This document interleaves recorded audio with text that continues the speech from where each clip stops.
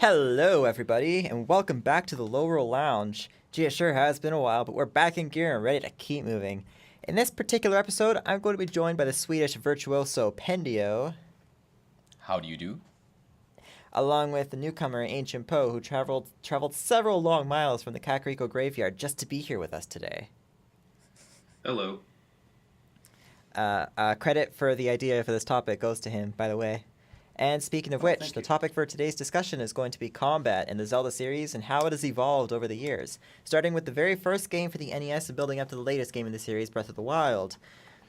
At its core, the combat system in the series has been relatively consistent throughout, but there are several things that different games have taken, different liberties that they've taken to add to it and help it evolve. So to start this off, let's look back to the original game where it all started as the introduction to the franchise. It's rather basic. It's a very simple matter of getting a sword, slashing the sword to kill enemies, and you can use other items such as the bow and boomerang and stuff.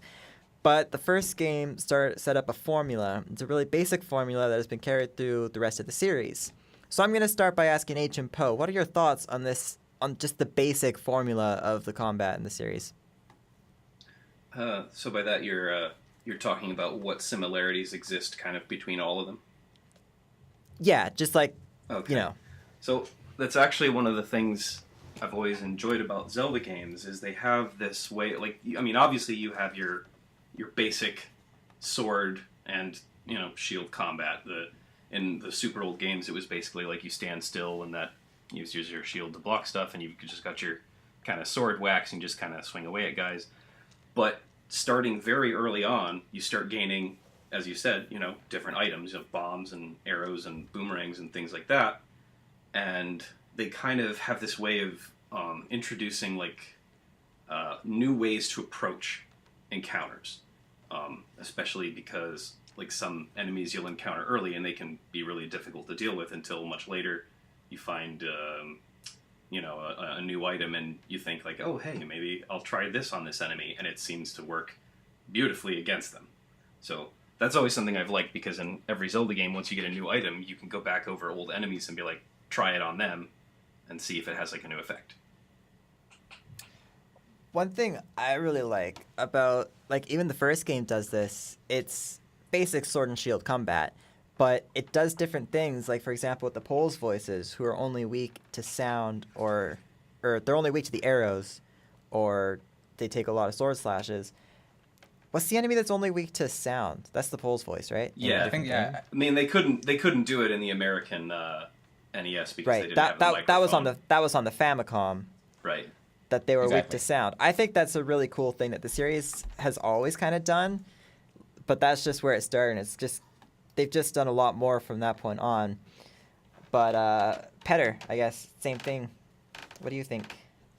Yes, and on the topic of the pause voices, because those appeared also in, I think it was Phantom Hourglass, where you just basically shouted into the microphone of the DS to make them vulnerable, which I thought was a really neat thing to bring back, because I don't think we had seen the pause voices at all since the first game, so it was nice having them back with that kind of gimmick as well, because I think Phantom Hourglass, even more so than Spirit Tracks did, really made use of the DS functions, different gimmicks you could only do really with the DS, like the microphone and the folding the DS together and stuff like that. But yeah, I mostly agree with what AncientPoe said about the just the basic formula of the gameplay or of the fighting mechanics and whatnot. Something I really like about the Zelda fighting compared to some other franchises is that even though you're locked onto an enemy, as you do when you're fighting, usually you're locked onto an enemy, you can still basically your attacks have a certain range or whatever that makes it so that even though you're trying to hit one enemy, you could also potentially hit the one that's standing next to it. If you make a horizontal slice, for example, you could hit two enemies at once with one slice, which I don't think is really. I mean, I'm sure definitely there are other games that function like that, but all games aren't like that. Most of the Assassin's Creed games, for example, don't work like that at all, because in that game in those games you can only really hit one enemy at a time unless you're doing some fancy combos or whatever. Like, but basically hits actually only hit one enemy in most of those games. Or like, for example, I've seen people managing to, and this is usually by just pure luck, getting 2 keys with 1 arrow. Basically, like hitting through 1 keys and then continuing onward and hitting another keys that's further away. Like, just the fact that those things are possible just makes, I don't know, it's a very realistic thing about the Zelda like combat that I really enjoy. See, it's funny that you mentioned that, because it actually kind of ties into what we both were saying about how sometimes you'll find an item and it works better against an enemy. We were talking about Pole's voice before, and if I remember correctly, in the original Legend of Zelda, if you fire an arrow, it will go through all Pole's voice. Like, if you fire into a group, it'll pass through just every single one and kill them if it touches them. So...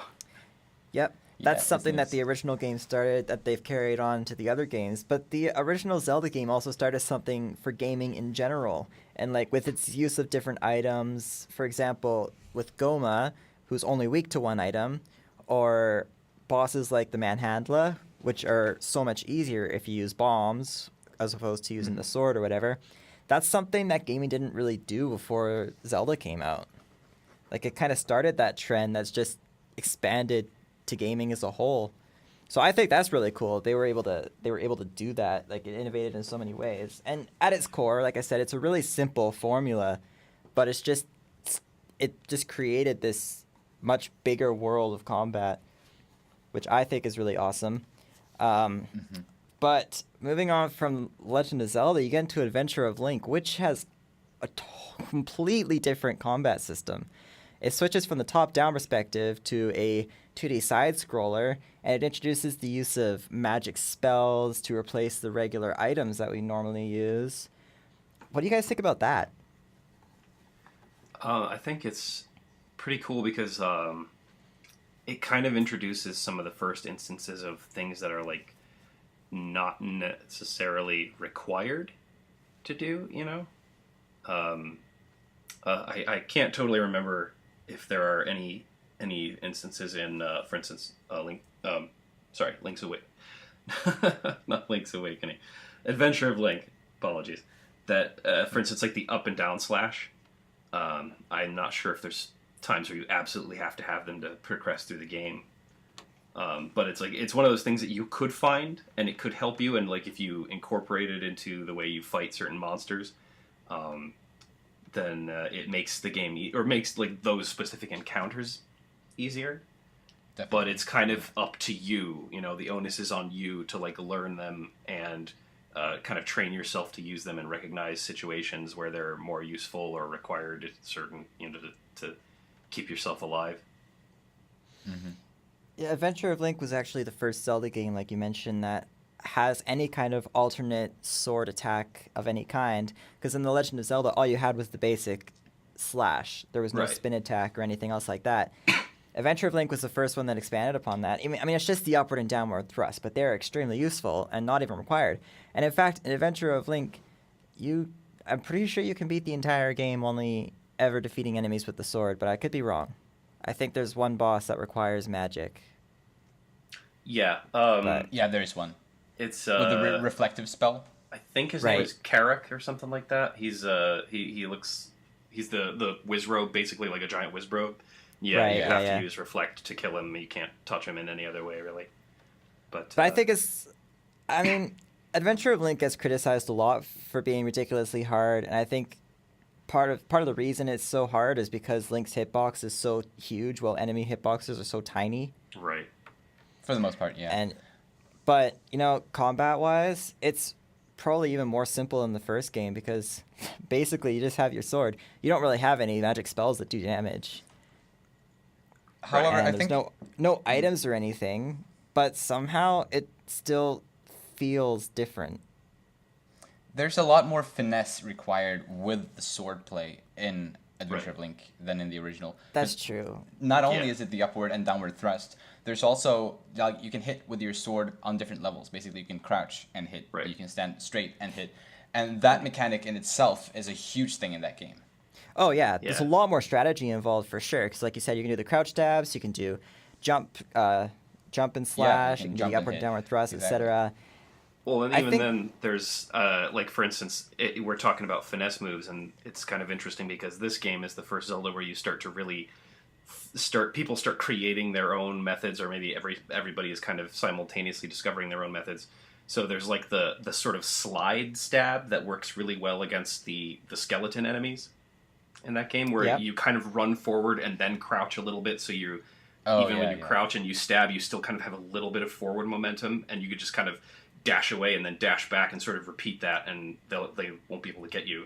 And then there's also instances in that game where you can kind of look around you and use the terrain to your advantage. Like, again, with those same skeleton enemies, I don't remember what they're called specifically for Adventure of Link. I'll just call... there's some other Japanese name or something, but I'll just call them Stelthos, because everybody gets it. You can, like, they leap high into the air, and they actually have their own down thrust. But if you kind of lure them to fight you underneath, like a rocky outcropping, then they can't do that. But the game, like, you don't encounter them underneath it necessarily, but you can kind of either move forward or back up so that they get stuck under it. So kind of seeing that situation is possible and is on the player. It's not spoon-fed.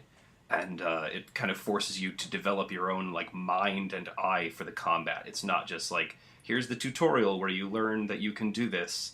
It's like, no, you think it up, or you're just going to have a harder time with this. Yeah, definitely. Yeah, I think people criticize Adventure of Link a lot, but I don't think they really look at that kind of thing, which is rather unfortunate. But, I mean, it's really cool the way they did that and how you can change up your strategy. You can go through the game and you can beat it differently every time. You can go through it doing just downward thrusts to destroy all the enemies. You can go through it and instead of beating all the iron knuckles in places where there's a really low ceiling, so it's so much easier, you can intentionally lure them out to places that are more open and make it harder for yourself. The original game didn't really do that. And this is something that Adventure of Link started, and it's carried on through every Zelda game since, pretty much. They really force you to create your own strategies, which is basically, that's what Zelda's all about now. Exactly, and I think the combat in Adventure of Link is, I mean, compared to the only other game that existed at the time, the focus is very, like, obviously on the sword in this one, because they've basically scrapped all of the other items. Sure, there's some spells, but the sword is mostly in focus in this game as far as combat goes. So in a way, I think Adventure of Link was kind of the Skyward Sword of its time. I mean, at least I could, draw that parallel, because they really brought all that focus on different sword moves, different ways of striking with your sword, and, those kinds of things. That's an interesting comparison. I also really like the level up system, how it replaces, finding better, stronger swords. You can choose to not level up at all. You can completely opt out of leveling up and just stay level 1 for the entire thing if you want to. Like, that's just... People don't realize how much freedom there actually is in that game. Well, also, it plays into a very interesting risk-reward system with the way, like, the different... I guess you'd call them, like, the stats, like your magic or health or your attack power. They don't level up at the same rate, Like, health is, like, the lowest on the totem pole, so it's the easiest one because people are probably going to need that first, but if you, especially on like later playthroughs, if you're like, no, I want to be just like a damage beast, and like you hold out, you level up, but at the same time your life doesn't go up much, and then you get killed too many times and you've lost all of it. And it really kind of like, there are a lot of times where you're so close to leveling but also so close to dying, and it's like it really forces you to just kind of like, okay, come on, skill, like, let's do this. Yeah, it's really tough. That. I don't know. I feel like most of the criticism for that game just goes towards how hard it is, and the only reason it's hard is because, like I said, Link's the enemy hitboxes are so small for one thing, and then it's so easy for you to get hit. That's, I think, the main reason people criticize that game, because it's really not a difficult game once you figure all that out. Once you develop a strategy and get through it, you can make it as hard as you want it to be. Right. Yeah, and you could just level grind at an early point and just get really strong. You can. Like I said, you can make it really hard for yourself, or you can make it really easy for yourself. It's all it's up to the player. It's lots of freedom there. Moving on from Adventure of Link, you go on to A Link to the Past. And A Link to the Past brings back the items from the original Legend of Zelda, but it also adds a lot more, and it retains what Adventure of Link did in giving you other sword skills in the form of the spin attack, although it's really only one extra sword skill. A Link to the Past mostly is the same as the original game. It goes back to the 2D perspective, and it's kind of the same for all the 2D games, actually.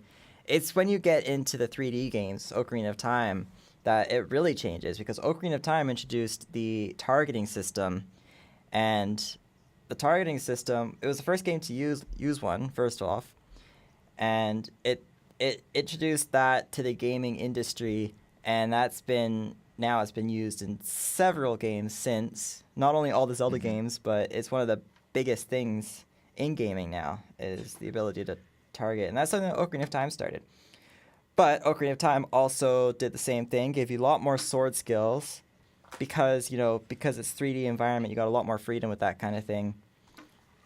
And it gave you, for the first time, an alternate form in the, young Link and adult Link kind of thing, and you can use different items depending on which form you're in, and that's something that has been carried on to future Zelda games as well, especially most notably in its immediate successor.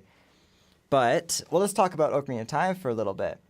Overall, what do you guys think of the combat in Ocarina of Time? What it did to the series and how innovative it was.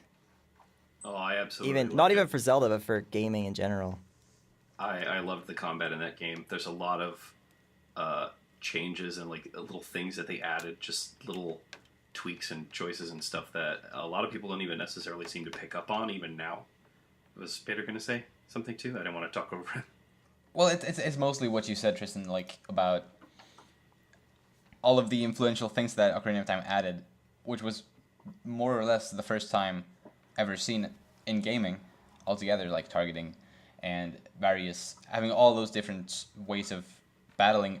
Only with your sword, there's a bunch of different ways to, basically to hit enemies. There's vertical slices, horizontal slices, spin attacks, jump attacks, and maybe right. I can't think of more off the top of my head, but well, that's at least a very big leap from what we'd right. had before. Right, because when A Link to the Past came out, they got to do the swinging, because you were mentioning before swinging and hitting multiple enemies, because obviously in the very first one you just kind of had this little little stab. You couldn't really swing the sword, but then they give you that big horizontal slash along with the new spin attack. But in Ocarina of Time, they just take it to a whole new level. Like you said, you've got the stab and the different swings. You've got the spin attack that can be charged, but also you've got that little finesse move where you can really quickly spin the analog stick in a complete 360 and then hit the sword, and you'll do your spin without having to charge it up. It greatly reduces that vulnerability stage.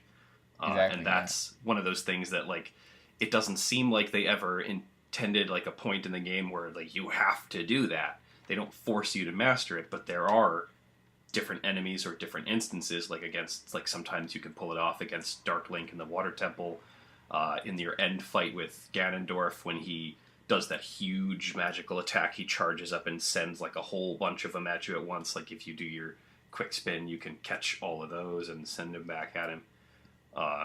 But there are so many different little tweaks to just, we'll say, the more personal melee combat, just you against another enemy, that they added that a lot of people you really have to dig. There's this kind of infamous video out there from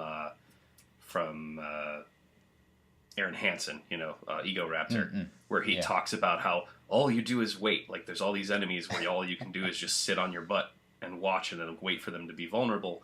The funny thing is, almost every enemy he mentions in there can be struck while they're guarding. It just takes a very precise attack. For instance, if you're fighting a Stalfos, if you get to the perfect distance and you do a stab, your stab will catch them underneath their round shield. They can't block their entire hitbox. But you only will learn that if you try. You have to think about it almost like a real swordsman. Swordsmanship is about having an impenetrable defense while finding a way to break your opponent's defense.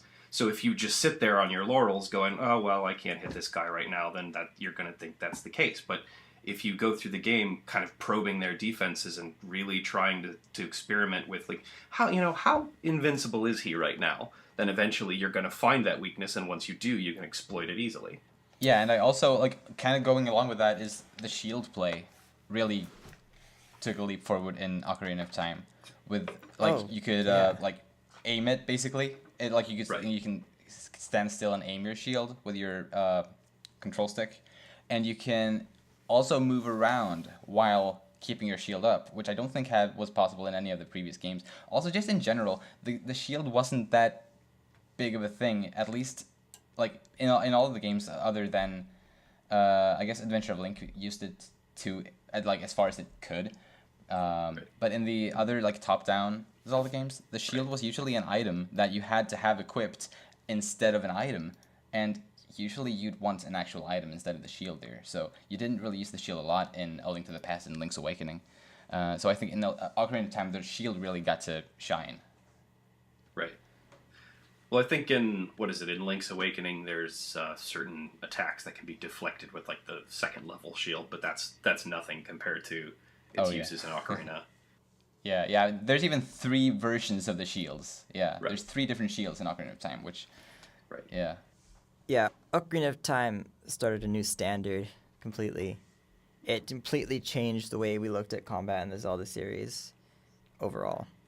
Well, I mean, they had to. They took a very different inspiration, source from the style of sort of the sort of theatrical street fighting between, like, the samurai and the ninja. They do that at that sort of, like, tourist village. I don't remember the name of it, but you can really see where it comes from in there. And because the emphasis is on kind of that sort of theatrical, like, cinematic kind of visually, there's, like, high stakes, and you can kind of invest in it because it's just you focused on this opponent. It's like every fight is almost a duel, and that's inherently, I think, a little bit more engaging for the audience, and the audience in this case being the player too. So Absolutely, yeah. There's also, like, Ocarina of Time didn't just give us stuff like that and new items. It also gave us different types of items. Like, for example, you have the elemental arrows that you can use to maybe do more damage, more or less damage to different enemies. Right. And, you can, if you're a child Link, you can use Deku Sticks to do more damage than your sword. If you're adult Link, you can use your hook shot as a distraction to try to stun the enemies. There's tons of different things that you can do. They took a lot of risks, and everything paid off. Like, there's still a lot of flaws in the system. Like, they've just improved it from that point on. But Ocarina of Time, like I said, set a new standard for what combat in the series was going to be. Like, when we think of Zelda, when we think of the sword fighting and the item usage and everything, we think of Ocarina of Time and what it did to the franchise. Right. And then you get to its successor, and you have much of the same thing, but then you also get the transformation masks, and this just creates tons of new different opportunities and different methods of doing different things.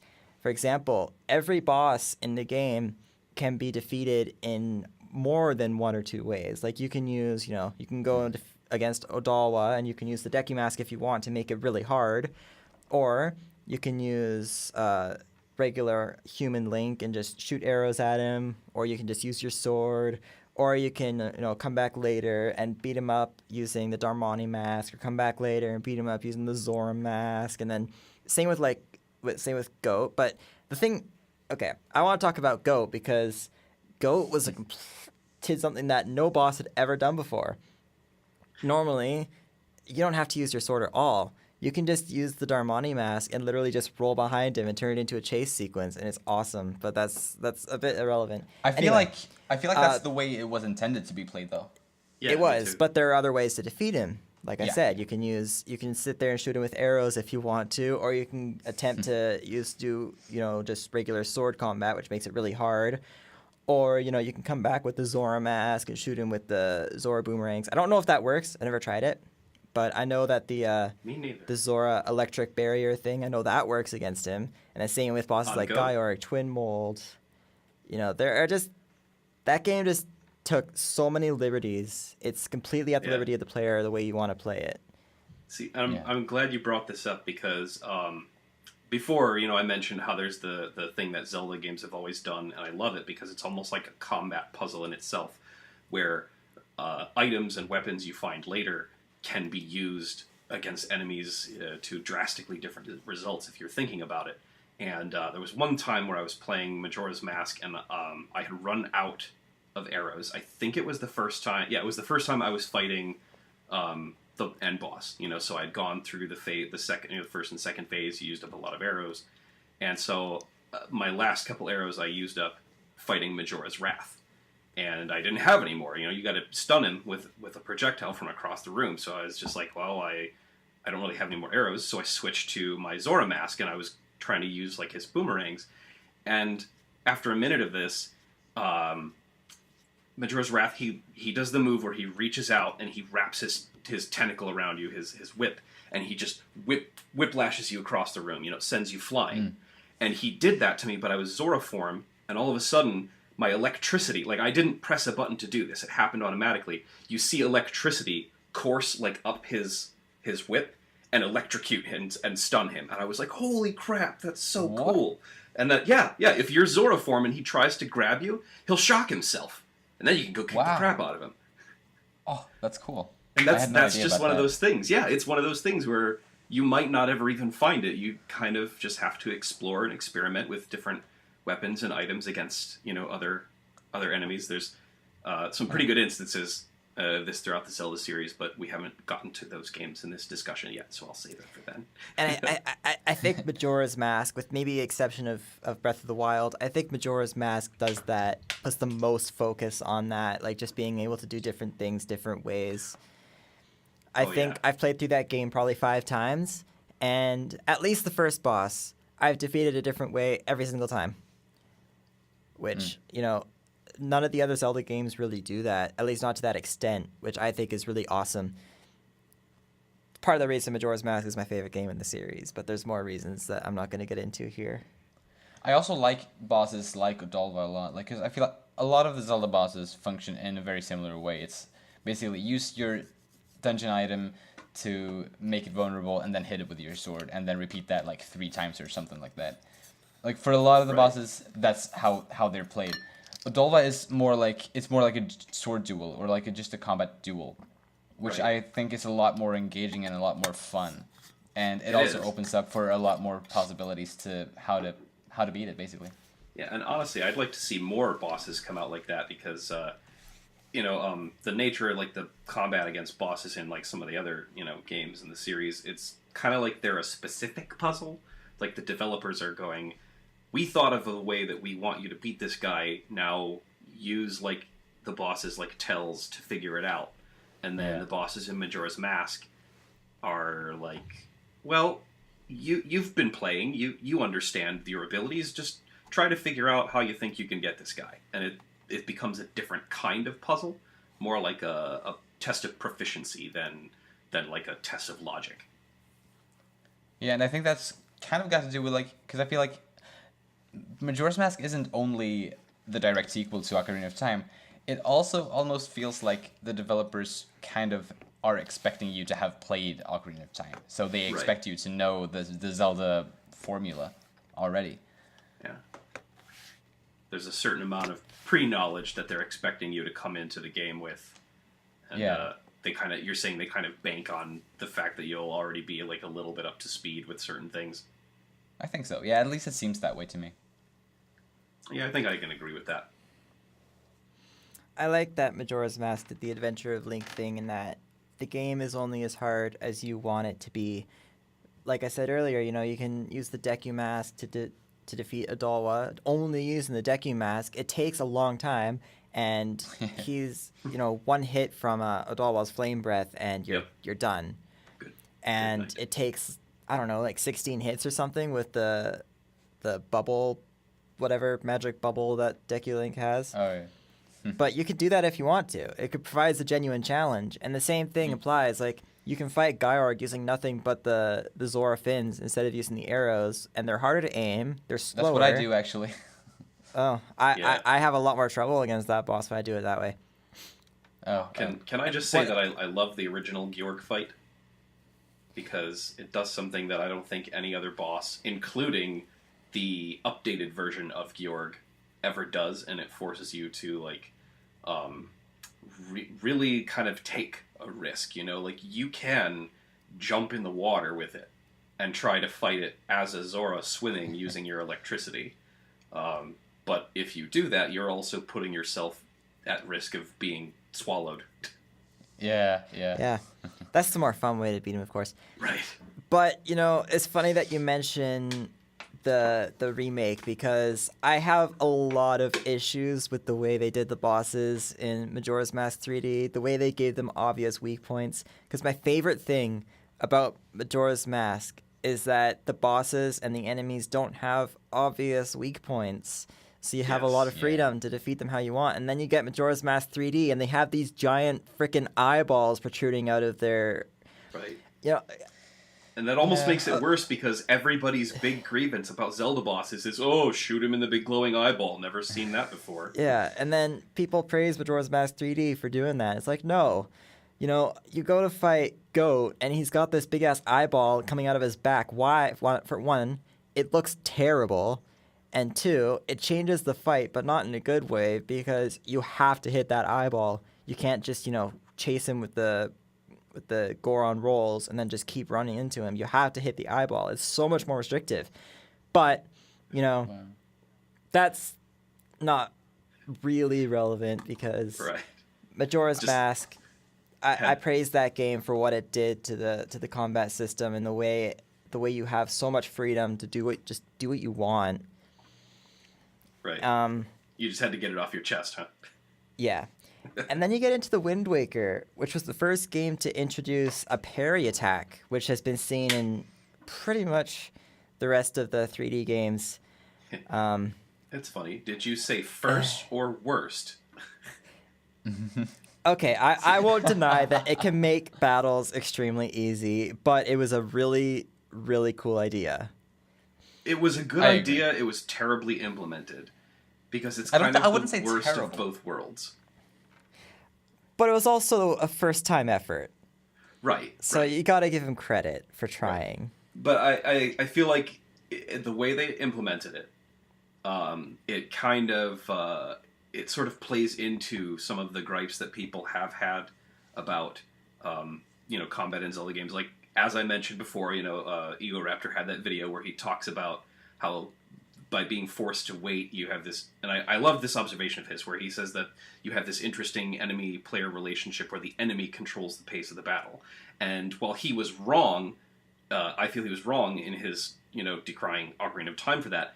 Everything he says there can be applied to the parryable enemies in Wind Waker, because you do have to sit and wait for the prompt to come up, because the parry itself is not something you do, it's something you initiate through a contextual, button press. Yeah. So you gotta wait, you gotta have your sword out already, and you gotta see the little blink for it to come up, and then you do it. And then sometimes it'll do not the one you don't want to do. Like, for instance, if you're fighting... I don't like that.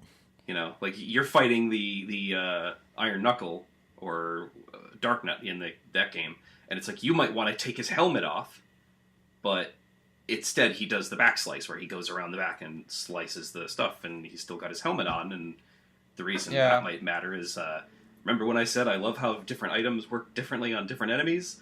So if you need hearts, or you want to try to swipe yourself a Knight's Crest, you can... You're shit out of luck. Huh? No, You're shit out of luck. If you want to take his helmet off so you can hit him with the grappling hook, you can't, It's like, nope, you did the back slice this time. Is there anything like that determines which parry you actually do, or is it just random? Because I've never been able to figure it out. I remember trying to figure it out, and I used to think it's what you're doing with the analog stick. Like, if you're tilting left or right, and then you hit it, it'll do the back slice, and if you're not pressing a direction, it would do the helmet splitter. But then randomly, I would be like, okay, I'm not tilting the control stick, I should do the helmet splitter, and it would do the back slice. And I was like, okay, well, I was almost correct, but this time it didn't work. So yeah, but I like that you brought up the. I like that you brought up the items thing, because items weren't really useful on against enemies in the previous games. Like, yeah, you could use them to do some extra damage and change the way you fight, but in Wind Waker, they're actually useful because you can use the boomerang to stun enemies, or, most notably, you can use the grappling hook to steal hearts or rupees or whatever from the enemies. Yep. Which you could argue it makes the battles too easy. It does, because but you can just keep grinding hearts out of them. But here's the thing. Here's the difference: is it's a difficulty system you have to A, discover, and B, you can opt into or out of. Like, if you don't want it to be easy, then you don't have to do that. You know? And the first item that's stolen is always whatever they drop. So if you're just trying to, like, grind for, like, gold feathers or, you know, joy pendants or knight's crests, that's really nice. But you don't have to keep stealing, like, hearts and rupees from them. But also, it's a thing, like, if you didn't think to do that, because it's not an ability that's locked behind skill. It's not, you know, you don't have to grind for items to unlock this special attack or complete some extra hard dungeon in order to get the grappling hook. It's just, you have to look at the enemy and go, I wonder, and you have to apply that experimentation yourself. Like, for instance, let's say you're fighting a bunch of electric choo-choos.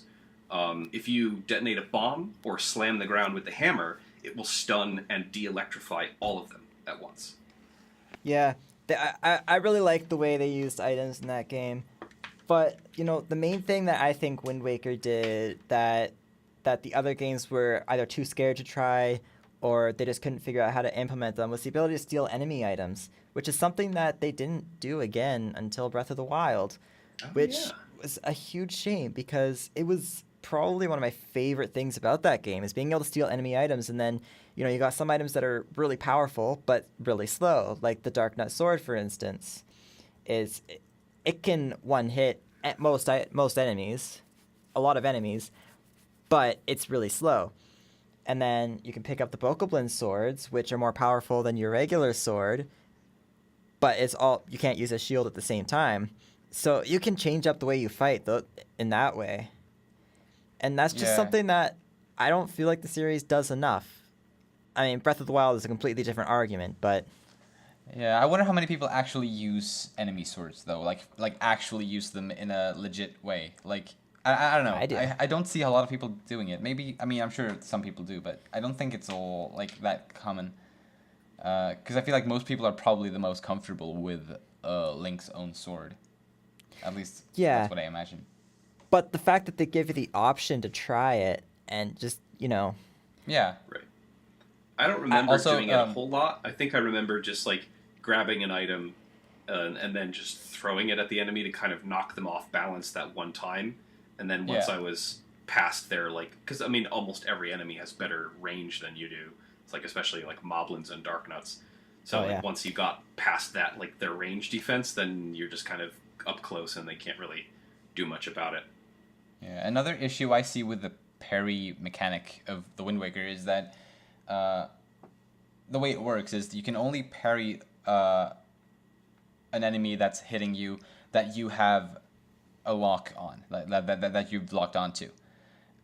So, and in a lot of the cases in Wind Waker, you're fighting several DekuNuts at once. That's fairly common in that game. You're up against more than one DekuNut, and in those battles, you have to parry, at least at first. You have to, initiate those battles by parrying those DekuNuts. And if you have 3 or more DekuNuts right in front of you, you can only log on to one at a time, obviously. And then you don't know if the one that you've locked onto is going to be the one striking you first. So you don't really know how to parry those attacks when there's a bunch of them. Yeah, because Wind Waker did what... Ocarina of Time and Majora's Mask didn't, because in those games enemies took turns fighting you. Whichever enemy you were targeting was the one that would fight you.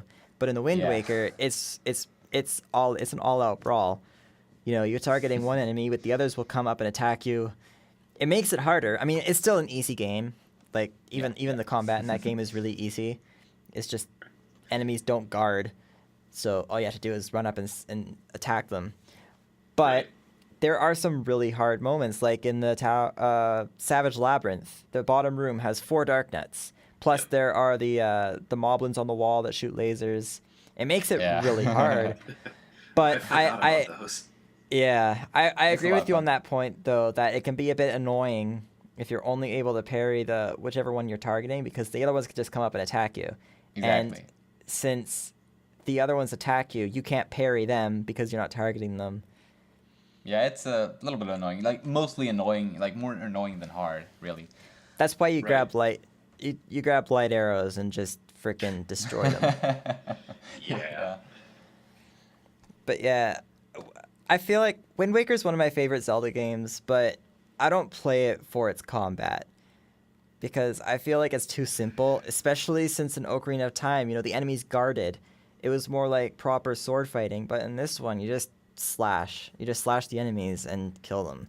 You 'Cause they throw don't your do boomerang and anything. slash with your swords. Throw your boomerang, slash with The your swords. boomerang In makes that game, enemies right. ridiculously yeah, easy because Wind Waker like, more than any other game, like the boomerang is your absolute best friend in that game. yeah, I love the game, but I hate the way they use the boomerang.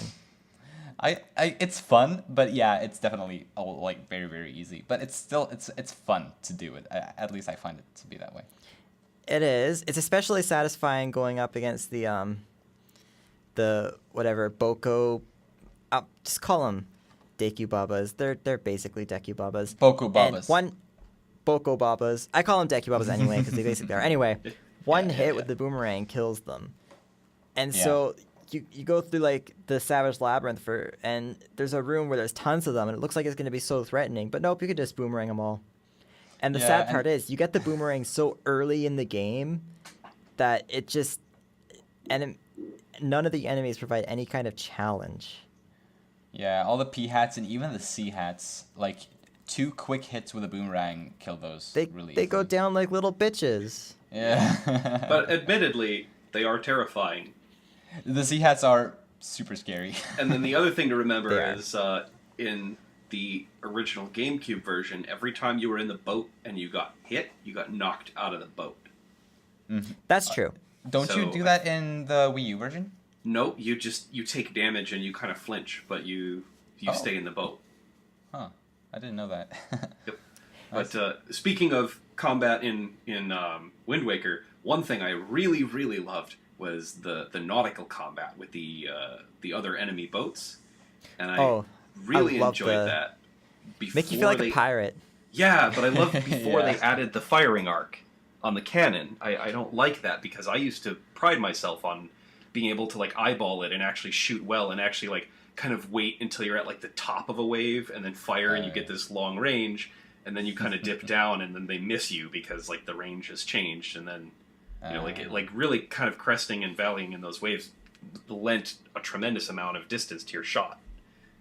Did they added a firing arc to the HD version? Yeah. Yeah, The original, Wii you just had to That's- eyeball it, and then What? in the Wii U version, there's like a little sort of like dotted line kind of traveling through the air that shows you Yeah, exactly where your like an cannonball arc. is going to go. Oh man, I mean this is off topic, but I hate how much they dumb down the remakes. Yep. Like they do that, Yeah, and I especially Ocarina of Time 3D, how you go to the water temple and the path is literally laid out for you.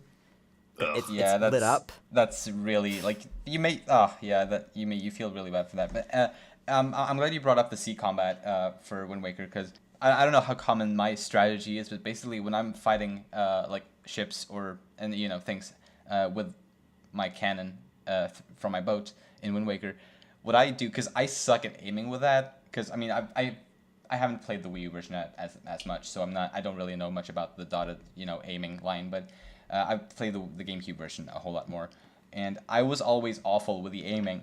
So my strategy was always just sail up really quickly to the enemy ship, and then I'm like right next to it, and I just blast away Where they at can't it. And hit you? Yeah, and I'm like right next to it. Literally, I'm touching it, and they don't hit me when I'm that close.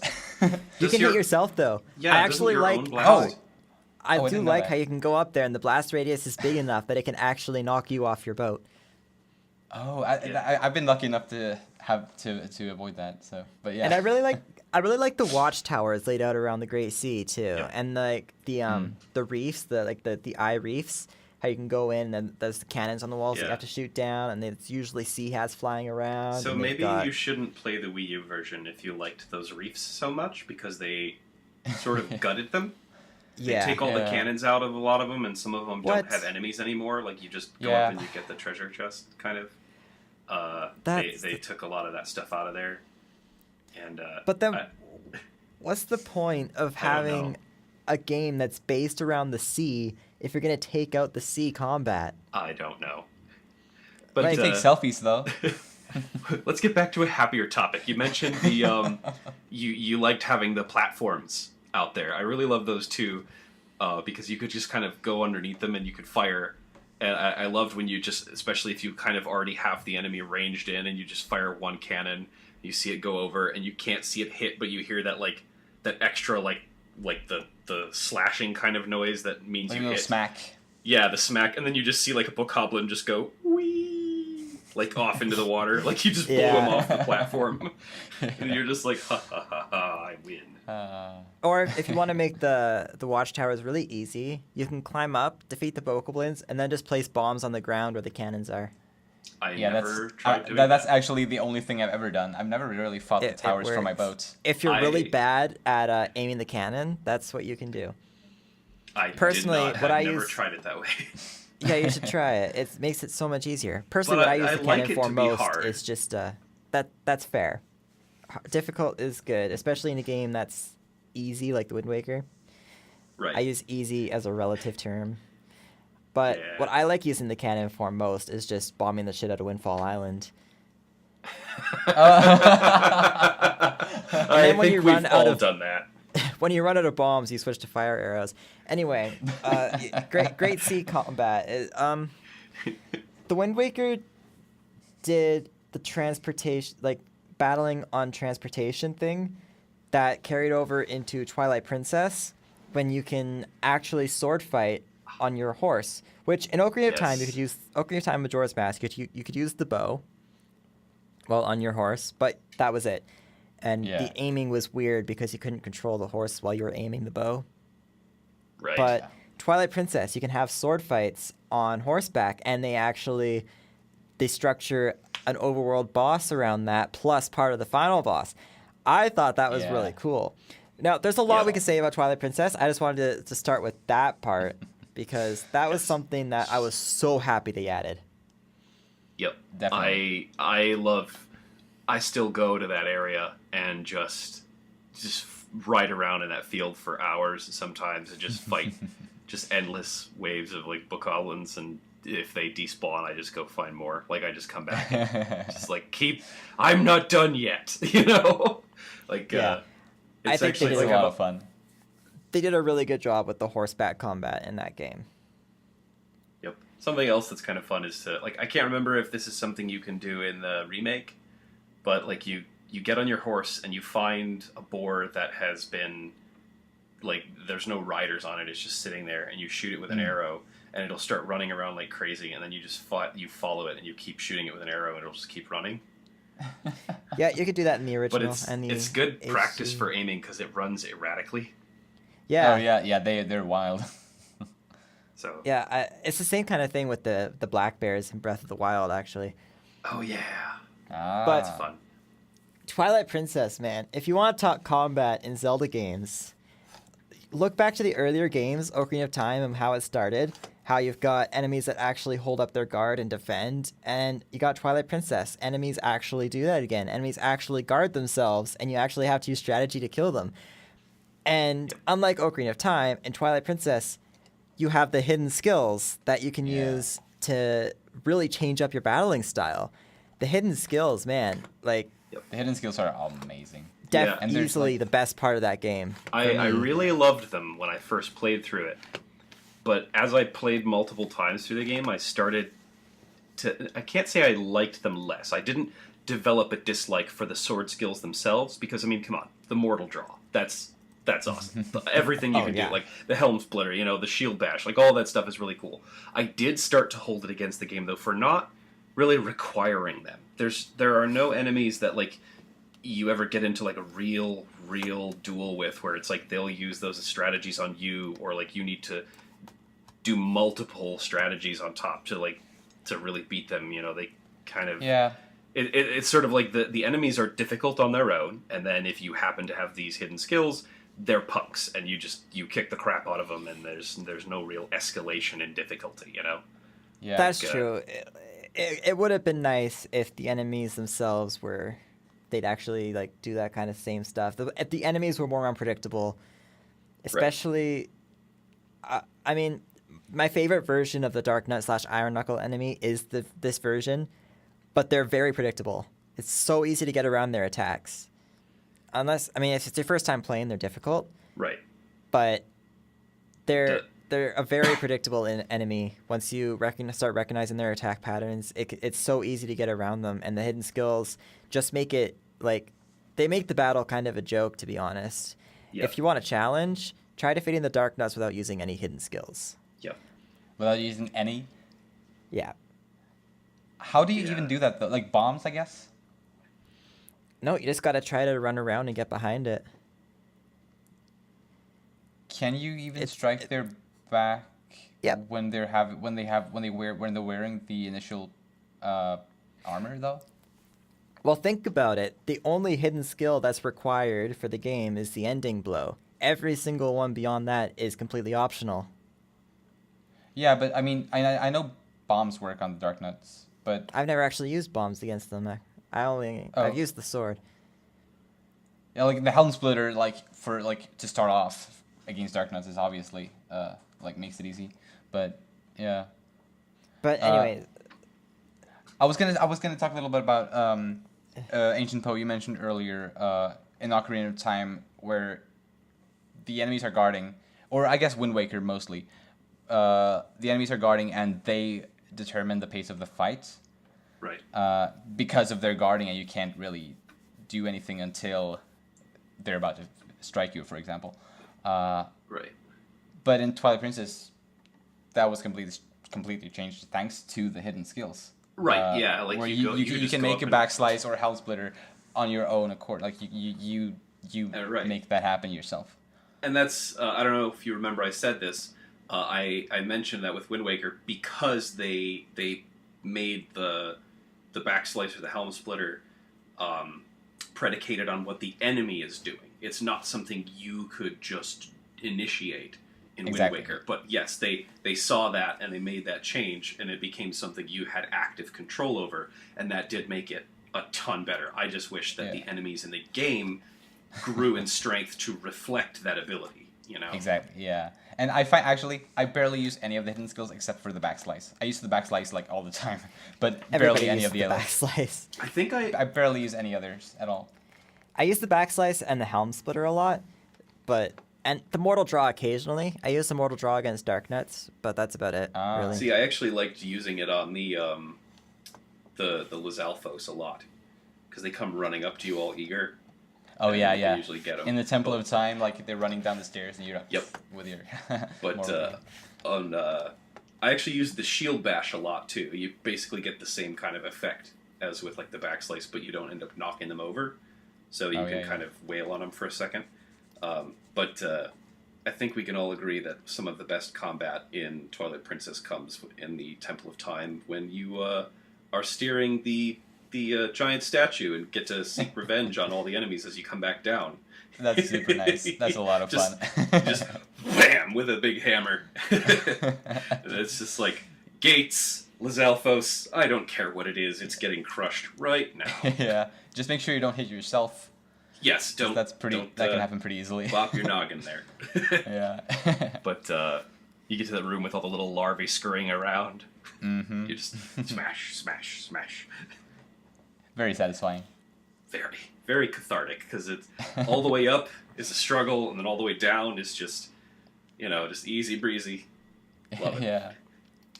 One thing I'll criticize Twilight Princess for, though, is even though the combat evolved really well from the Wind Waker, the way they use items in that game, I don't know. Items just aren't very useful. I agree with that. I think some of them are. Like, I liked using the, everybody always talks crap about the ball and chain, but I really like it because there are certain enemies, like the white wolfos, you can just kind of leave it spinning around you, and when they run up to you, they just get bapped aside. Actually, a lot of the enemies are very vulnerable to the ball and chain. It's just that it's very slow. That makes it kind of, I guess, not very smooth to use, but it's super powerful and works against almost every single enemy. So it's a really neat, like, I guess, alternative to the sword. It's one of those things that gets better if you practice with it and just kind of gain a feel for, the weight of it and how long it takes to do this or that. And one thing I do like is every now and then you miss the enemy when the ball goes out, but they're still running towards you. So then you're vulnerable. Well, no, I was going to say, like, they miss it as it goes past them, but then they close some distance, which means they're in the path of it coming back. Oh, yeah. Like, so he pulls it back and it hits him and knocks him over or something. That's always fun. Also, I find that when you're just holding the ball in your arms, it can function as a shield sometimes as well. Yep, I definitely found that out against those ice statue Really? guys, because they'll throw their you're spears holding it at in you. front of you. Yeah. And it'll just bounce right off the ball like he's just holding it. Yeah. I mean, it's basically as big as you are, so. Almost, yeah. That's true. That's really interesting. I never really thought of it like that, as using it like a shield, because the shield is so easy to use in Twilight Princess. Yeah. I mean, it's not as safe as the shield, but it still can work. It can still work that way if you're lucky enough. It at least partially eliminates some of your vulnerability. Yeah. But like aside from the ball and chain, the other items in the game just really aren't useful. I mean, the claw shot can be used the bow to is as temporarily useful as it always is. stun some enemies. Bomb arrows, I'll give them credit, are really cool. Yep. I love using bomb arrows. Yep. But I like the different bombs too, like the water bombs and the bombings. Those are fun to use. Yeah, but I'll admit, like, besides parts where you're supposed to use them, I never really found myself using them much, like, against enemies. Like, it was just faster to just kill them with your sword. Yeah, bomblings I've barely used at all, to be honest. Like, I forget they exist most of the time. Although I do have... This might be a little bit tangential, but I was having my friend play once, and he was doing the Forest Temple, and he had used the Gale Boomerang to kind of grab the bombling, and it carries it over, like you're supposed to blow up some of the rocks, but for some reason it didn't blow up. And so it carried the bombling back to him, and it, like, when it took him a second to realize Link was holding it, but when he did, he goes, "Oh no!" And he like, Matt physically hot potatoed the controller, like there was this transference that took place for a second there, so in his brain, I guess he thought he was holding a bomb, and he almost threw the controller out of his hand. Whoa. It was great, and that was a perfect, like, I still tease it. That was like 5 or 6 years ago, and I still make fun of him for it. That's awesome. Wow. Yeah. Not really related to the combat, but it just fit. So no, but yeah, it's sort of relevant. But actually, we're talking about Twilight Princess combat and how great, like, the sword skills and bomb arrows and a couple other items are. Kind of on the flip side of that, the Twilight realm of the combat is Wolf Link. Really disappointing, really boring. Like, when I saw, like, all the press material saying you get to unleash, the beast and be a wolf, I was like, oh my god, that's going to be so cool.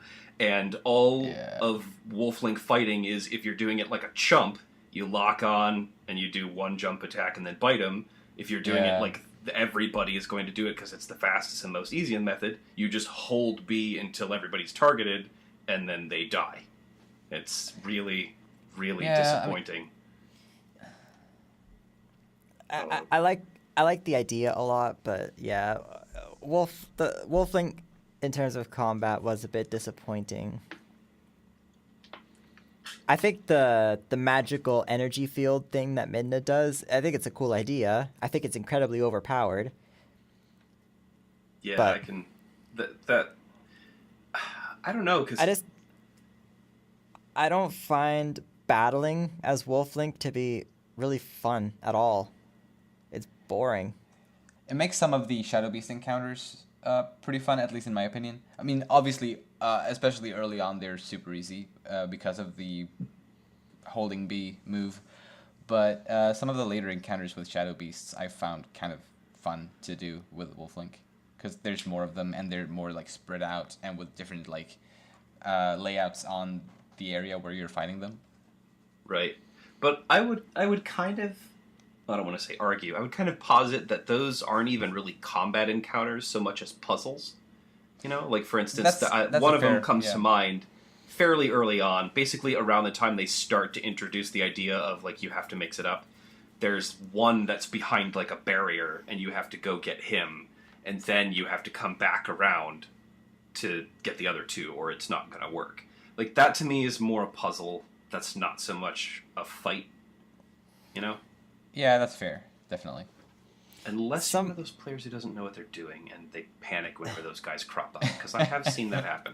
That was me in my first playthrough.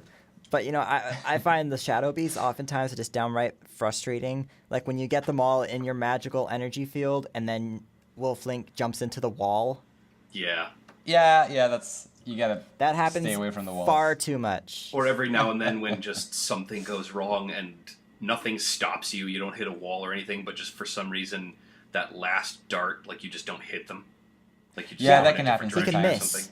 Yeah, he can miss. And you like, think that kind of stuff be able shouldn't to happen. Yeah. But it just makes it frustrating. Just out of curiosity, when you guys play Twilight Princess, do you guys prefer the GameCube or the Wii version? Because the Wii version, the controls are so clunky and weird. Actually, I started with the Wii version, and I never found that to be, like, I never had any issues with it at all.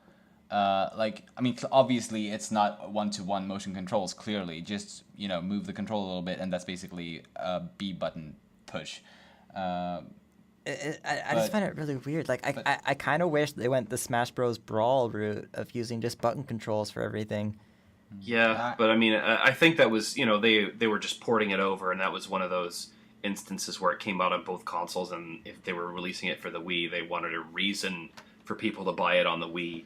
So they're like, we gotta get those motion controls in there. Like me, that was actually my first time. Like, I picked up the controller and just played for, you know, a minute or two at my friend's house. You know, he had the game, and so I just kind of like wandered around chopping grass. I was like, oh, this is fun. And then I got it for my GameCube and I played it and I was like, oh, this feels much better. And then down the line, some point, I played it again on the Wii U or on the Wii, and I was like, oh god, this is awful. Like, the GameCube controllers are way more precise and just felt much more comfortable. And I was actually for the remake for the Wii U, I was upset when I realized that if you try to pick the master mode, it flips it the whole world, and I did not like that. I just wanted to play. I think that's a really neat. I mean, it's got nothing to do with combat, but the fact that the GameCube and the Wii games are mirrored, I actually really like that. I mean, it doesn't do a lot, but it's nice. I played. It doesn't make sense canonically, though. I know, but I played the Wii version first, and I played that a lot. Like I don't even want to talk about how much I played that game. Like when it first like back in the day, I played the Wii version of Twilight Princess like crazy much, and I basically knew it outside and in, and then just out of curiosity, I got the GameCube version because I wanted to see what that was like, and I was completely confused by just the fact that it was mirrored compared to the Wii version. And obviously the GameCube version is the original, mirror-wise. But even though it was released after. like one day after or something like that. Really? I thought they came out at the same time. I think there's like 1 day difference. The GameCube version was released a couple weeks after. It wasn't immediately. Oh, yeah. Oh, that far? Oh, I see. But yeah, and it's funny because when I was playing the GameCube version, eventually, after having played it for a couple of hours, I started to kind of translate in my head, right to left and left to right, and in order to, to play it, because I knew everything, but I wasn't used to it being mirrored the way it was. And then after I stopped playing the game and was just walking around IRL, I still had this way of thinking stuck in my head, like left is right and right is left. So I was walking around my house and I was like, wait, oh shit. Like I got really confused because I expected things to be like mirrored, sort of. It was super weird. Kind of impressive, actually. I was so used to the Wii version. That's great. It's messed up. But clunky controls, man, clunky controls. We'll get in. Although I gotta say, clunky controls a little bit later.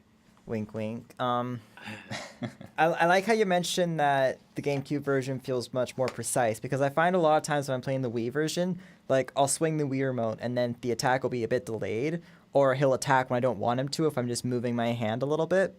Those kind of things I find them really annoying. Especially like when I'm trying to fight a DekuNut or whatever, and I accidentally swing the sword, and then it makes me vulnerable for an attack. I find that kind of thing really annoying. But I think it's pretty clear where we stand on Twilight Princess. Overall, I think it's got, in my opinion, some of the toughest enemies in the series. But I think, and the hidden skills are awesome, but they could have been executed better. And I wish they would have been brought back for a future game. Anyway, what makes you say that? The toughest enemy in the series part. I'm curious. Just the fact that I don't know. Just the enemies that always gave me the most trouble over really any of the other games. Not even so much the Darknuts, mostly the Dinalfos. I always found really tricky. I feel like aerial foes can be tricky until you really kind of learn their patterns, and especially if there's more than one in a room at a time. That's fair. Yeah. But they were cool too. Yeah. I don't think we need to talk about the Four Swords games. We can just leave the Four Swords games. I've never maybe played we them, could so. Maybe we could talk a little bit about them when we're talking about Triforce Heroes later, if we do. I don't know. We're going on quite a lot of time here, and I want to talk about the DS games that's true. Because, I don't know. People. Okay, well, we're on the topic of controls. Touchscreen controls. The games rely 100% on the stylus. Sword fighting is done with the stylus. There's no innovation. You just tap the screen, and poof, the enemy is dead. Like, it doesn't feel like I'm playing a Zelda game when I play the DS games. Do you guys feel the same way? I do not at all feel the same way. Yeah, me neither. I actually thought it was really cool because if I remember, don't you slide the stylus to swipe and tap to do like a leap attack? It's different in the two versions, I think. I always just tap. Or wait, maybe it's not. No, you roll differently. That's what it was. Because in Phantom Hourglass, you do a little spin with a stylus to roll, and you double tap in Spirit Tracks. But to me, it felt really very natural, and it made sense to me. The battle controls in both of those games. I never had any issues with it at all, and I enjoy both of those games a whole lot, especially Spirit Tracks. Yep. And I can kind of remember for Phantom Hourglass, near the very beginning, there's either a fairy or a sign or something that kind of straight up tells you, like, no, you can't change the controls. Get used to it. And I thought that was kind of cheeky and fun. And I remember, I don't really remember it very well because somebody swiped my copy, so I've only ever played Phantom Hourglass once, but I don't have any memories of being disappointed with the combat or like the controls. I feel like I remember getting used to them fairly quickly. And once I had gotten used to them, going like, yeah, this was pretty cool. And actually, that game has probably one of my top 5 favorite boss encounters of all Zelda games, which is kind of weird to say considering the rest of the game is kind of like a lower tier for Zelda. But which boss is it? I can't remember the name, but it's the crab where you've got to aim at your own screen. Oh, I loved that. Loved that. Yeah. That is honestly such a cool idea. It was really cool. And I also kind of like later on, I think you're fighting. I can't remember the multi-headed dragon, Gleeok.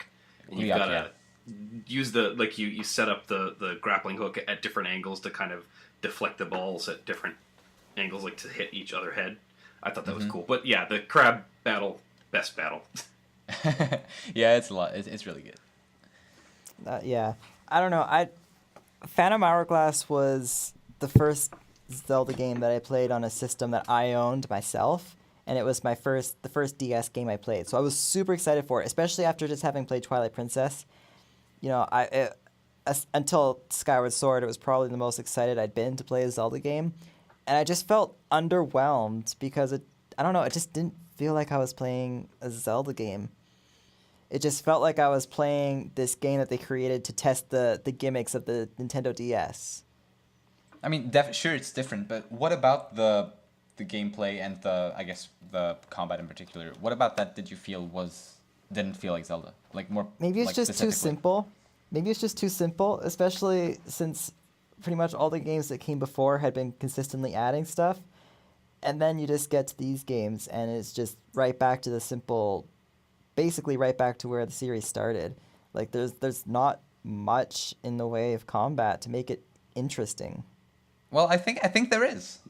I thought some of the items actually kind of tag in and step up to pull some weight as damage dealers or as weapons. Like for instance, the boomerang. My memory's a little fuzzy, but I feel like I remember throwing it in like a kind of like drawing a track for it to kind of stay in one spot or kind of keep going back and forth over a small spot to kind of act as a barrier to keep stuff away for a second. Yeah, you know, yeah. while I think did there's something a lot of else. ways. I mean that kind of stuff is cool. I guess I never really thought to use the boomerang that way. I don't know. I was just never really impressed by what they did with both of the DS games. I mean, I love Spirit Tracks as a whole. Phantom Hourglass is meh to me. I love Spirit Tracks, but I don't know. Maybe it's just me. Maybe I'm just crazy. I've heard a lot of like mixed opinions on those games, so I don't think you're in a minority or anything. But I like even old items like the grappling hook from Wind Waker, for example, which made a return in Phantom Hourglass. It got new ways of using it. Like for example, during the Gleeok battle, you use it in ways that you definitely wasn't using it in Wind Waker. Right. And That's true. And Spirit Tracks introduced the whip. Oh yeah. It was neat. At least I thought so. I think I did suppose. too. I don't think I've played either one of them more than once, so my memory is kind of fuzzy. It's been quite a while since I played either of them as well. Yeah. So I don't remember much, but I don't know. I just remember not being very impressed with them. Understandable. Yeah. But If I had to sum it up, I'd say that they're not games that I would like hate on, but I also won't really waste time defending them or like they're average, you know, they're all right. yeah, that's fair, right? Certainly. Anyway, Skyward Sword, man. Probably Skyward Sword, I'd argue, is the Zelda game that has gotten the most polarized reception. I would not debate that. For one reason or another. Obviously, this is about combat, and when you talk about combat, you can't not talk about the motion controls. Obviously. How do you guys feel about the motion controls? I dislike them for combat. I guess this will be my brief aside. I loved using the bug net because the careful movements really translate well to what you're doing. You're trying to like sneak up and kind of get the net over them and be like, haha, I got you. But there were plenty of times where, like, I guess the best instance is playing the first boss in, you know, the forest temple or whatever the heck it's called. Your first time you fight YIGAhim. There were so many times where it's like, Ryan understands what I have to do. I have to make him think the sword is over here and then strike from a different angle. And I would try to do that, and the sword would just still strike from that same angle. And he'd be like, Yep. And he'd keep taunting you, like, I'm not supposed to see it coming. You're like, I know, it's not working. And then the opposite, like fighting something like a Stallmaster, it's like, okay, I'm going to swipe horizontally, and the game will go, did you mean a stab? Did you mean a vertical slice? Because that's what I made you do. And it's like, no, that's not what I wanted to do. I know a lot, like lots of people have had those kinds of problems with Skyward Sword, but there are a couple, and I know we are a minority, but I'm one of them. I've never had those problems with Skyward Sword, and even if I have like very, very, very, very little, and in those cases where I had those problems, I could see where I did something wrong. Because it's really, at least how I see it, I find Skyward Sword's motion controls to be something you just need to learn how they work, and it's not completely natural, but there is still there's still a system to how they work. So you can learn it, even though you gotta think a little extra maybe about it. I've played Skyward Sword a fair bit. So I mean, first, like early on, I had some problems like with the YIGAhim fight, as you say, but you learn how he works, how he fights you. And right. like basically, once his hand is locked in a place, it won't move for a while. So you can slowly move your hand down. For example, if he's holding his hand up, move your hand slowly down instead of quickly striking up. Because move your hand slowly down and then strike up quickly. Well, and it's really not that hard if you just know it, I guess. And I never had any issues with Skyward Sword's motion controls. Any of them, like the harp, the sword fighting, or any of it. But yeah, I'm aware I'm in a minority there. Well, I'm willing to bet that the thing is that the people who are having problems, people like me, are thinking from the perspective of pinpoint precise timing on controls with buttons, and they're acting the same way with their hands. I'm willing to bet that the way of fixing that is counterintuitive, and it's to move more slowly and deliberately, because we're thinking of a game designed around button presses, thinking, I've got to be as fast as possible and react to this lightning quick. And I'll bet, like, for instance, with YIGAhim, I'll bet if you just kind of, you know, not like molasses, but just kind of, okay, now I'm going to bring my hand and do a horizontal swipe, it probably will register better than you just, like, leaping forward, like, oh, I got to do it. Like, you know, I probably think is the answer, but I I can't necessarily risk going back, because this is specific to me. I'm a screen printer. My job is my hands and my wrists. And if I play, you know, something like those intense motion controls, especially with the bird stuff and all that, like, eventually it starts to hurt my wrist, because I'm not getting a rest from my job. And then I'm coming home playing this game that's, like, also highly demanding on, like, my tendons. And I eventually get to the point where I have to stop playing in order to not lose days at work. So, Gotcha. Yeah, I mean, Skyward Sword's got a bunch of issues, in my opinion, but to me, the motion controls is not one of them. But I know it's to a lot of people, but to me, it's not. See, my problems when it comes to combat aren't really necessarily to do with the controls. And even my problems with the game in general go down a lot deeper than the combat. But one thing that always bugged me is they ditched the hidden skills. They ditched the enemy items thing.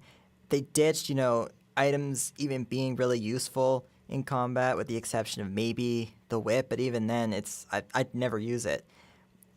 They put the entire focus on the sword. It's called Skyward Sword, but literally they structure the entire game just around one gimmick, which made the combat suffer because it's just boring. There's no diversity.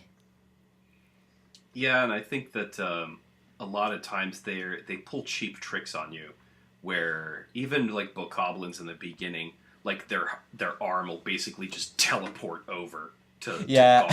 Like, there's no real swordsmanship there. It's just going like blimp, blimp, blimp, blimp, and it blocks you no matter what. And you're like, okay, I get it. It's not funny. Stop. Yeah.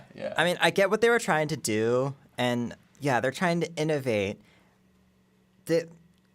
If you play a Wii Sports Resort, you don't need to play Skyward Sword. Like that, they didn't need to do that for Skyward Sword. I mean, they didn't need the Wii Motion Plus in the first place. They only use it for like 2 games. But neither of those games are very well received in general. But I mean, what you mentioned with, you know, enemies randomly moving their hand from one side to the other in a matter of half a second, which is physically impossible. Same thing. Like, I never wanted to play a Zelda game where I'd see an enemy and be like, oh, I have to slash this way. That's how you kill him. That was easy. Or I have to slash this way. Wow, that was easy. I never wanted that. You know, there's nothing more to it than except just directional sword slashes. That's what the entire game is based around. Even the final boss is based around that. And I don't know. It's just they were trying to innovate. They were trying to be intuitive. They failed. Big time. Yeah, I feel like I would agree, because a lot of the times where the movement, you know, the one-to-one felt engaging to me in that game were in non-combat situations. Like I said, catching bugs. I liked the things that you get to unlock, not like the puzzles, but like where you stick your sword in and kind of like turn the machine, you know, like sideways, like you're winding a clock. Like, I thought that was just kind of cool to do. Like, it just felt neat to do that. Those puzzles are okay, but I mean, well, they're not really I'm just talking about either. Instances where I felt engaged by the that's physicality fair. of the action. I was like, I feel like it's the most notable when catching bugs, because then you really do feel like you're slowly kind of sneaking up and like trying to position the net above the bug, so even if it flies up, you're still like, haha, got it. But the combat was just sort of so-so, except with one qualifier. I will say there's one instance where I empirically love the sword slashes, and that is when you're fighting the huge, you know, big old moblins, and you've cut their shields apart, and they're kind of reeling, and you can just like whip the controller around like crazy, and Link will just like slash, slash, slash, slash, slash, slash, slash, slash. Like, that felt like some Hyrule Warriors style nonsense, where you're just like, I'm gonna kick the crap out of you. Yeah, even though Link can slash his sword faster than humanly possible. Right. just a great total madman. I like that you mentioned the bug net, by the way, because I just love when I'm trying to sneak up on bugs and carrying the bug net and I'm holding the Wii remote perfectly flat and not moving it at all, and then Link just randomly swings the bug net and scares the bugs away. I love that. No. I love when that happens. That doesn't happen. I don't remember that happening. That happens to me sometimes. Like just the tiniest movement of the Wii remote and I don't know. Maybe you just have a janky the Wii Motion Plus. Maybe your gyro just sucks a little bit. Maybe. I can't remember that ever happening. I can remember accidentally, like, my thumb kind of presses the analog stick a little too much and I take, like, one single running step at a cicada and it goes, no, and flies away. But I don't really remember my my bug net bugging out like that. Just I don't know. Maybe it was just my thing. 'Cause I was Yeah. using the attachment accessory. I wasn't using the one that had it built in. I was using the attachable accessory. So maybe it just wasn't very good. I don't know. No, I But had that happened too. to me. But yeah, I don't know. Yeah, maybe your gyro just had a little stick in it or something. Who knows? But I had just for Possibly. reference, I also had an attachment. I didn't even know that they made Wiimotes that were completely integrated. I mean, it makes sense that they would, but I just never saw any. Maybe it was just maybe I just suck. Maybe I just don't have a steady hand. I don't know. Maybe. But yeah, I don't know. Skyward Sword. I have a lot I could say about that game, even just beyond the combat. But that's for another time. We could do an Probably, entire yeah. segment on that game. Let's Maybe do that that'll be the next next one. A Link Between Worlds, mostly the same as Link to the Past. There really wasn't anything that changed. I wanted to talk about Hyrule Warriors a little bit, but we're already going on an hour and a half, so I think we need to just cut ahead. Breath of the Wild, man. Yeah. Breath of the Wild took what we thought we knew about combat in Zelda and completely turned it upside down. Like, Well, nothing. for the most part, anyway. It takes basically all the elements that I praised from the previous games and just adds to them. Yeah. I do like how you don't have one single weapon. Like, you don't get a sword at the beginning of the game that you just carry around. I like how... I know a lot of people criticize the items breaking, but I actually really like that. It feels more realistic because if you swing a wooden club around a lot, it's going to break. It's going to happen. Right. Okay, maybe the swords are a bit of a stretch. And Right. the Especially some steel, of those lower swords. The steel bows as well. Those shouldn't break after you shoot a few arrows. But overall, I like having the different weapons having different powered weapons to replace the items. I really like that. Changing up what kind of weapon you're using to depending on what kind of enemy you're fighting. If they have a shield, use a two-handed weapon to knock the shield out of their hand. If Or it's an a electric fast one. Yeah, if it's a fast enemy, use a fast weapon. Or, if there's lightning, then use a wooden weapon. I really like that. Basically all of that. I think they did a really good job. And, okay, there isn't a whole lot to the combat in the game, but I really like the flurry rushes, perfect dodges, perfect guards, all that kind of stuff. I love that. I love the critical hits, like when your weapon's about to break and you get a critical hit, or when you throw your weapon and you get a critical hit. Or when you hit the head. You hit the head of an enemy with arrows and you get a critical hit. Or how some different enemies are weak to different elements. Like how, for example, fire Lizalfos can go out in one hit to ice arrows. I don't know. They just... Yep. The combat is relatively simple, especially compared to a lot of modern games. But Certainly. it works. I would say something against that statement, that it's really simple, because the single biggest change in Breath of the Wild's combat from every other thing is that in every other game, combat starts the moment you engage the enemy. But in Breath of the Wild, it starts way before, when you're planning your approach. Like, you can set a bunch of metal objects on the ground and then trick enemies into coming over and then bombarding them with lightning arrows. And by striking the metal objects, you're creating these big washes of electricity, and you can just pulverize a bunch of bottlenecked enemies and not ever have to really lift a finger. Or you can attack them from above with a 5-shot, Lionel bow, or you can trick them into going into the water, or you can, use a leaf to blow them into the water, or do any number of things that completely changes the landscape in your favor. And that's all cognitive. That's why it feels so engaging, because it's not. Oh, sorry. Go ahead. That's really true. And you can say the same thing about the explosive barrels. I always get a kick out of shooting a Bokoblin camp and then just seeing, shooting an explosive barrel and then just seeing a bunch of Bokoblins flying through the sky like fireworks. Yeah.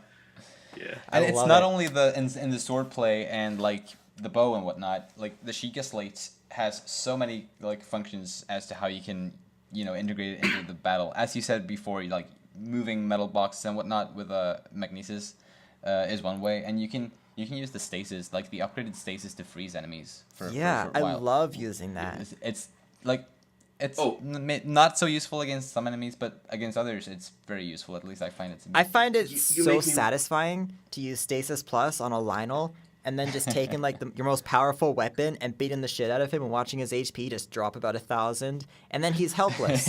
And so you have another, so you can keep attacking him, and then by the time he gets up, your Stasis Plus is charged again, so you can just hit him with it again and then just keep going. I love it. It's so satisfying. I really want to bring up something, because you mentioned the stasis and the enemies and all this stuff, and I was talking about making the battle go in your favor.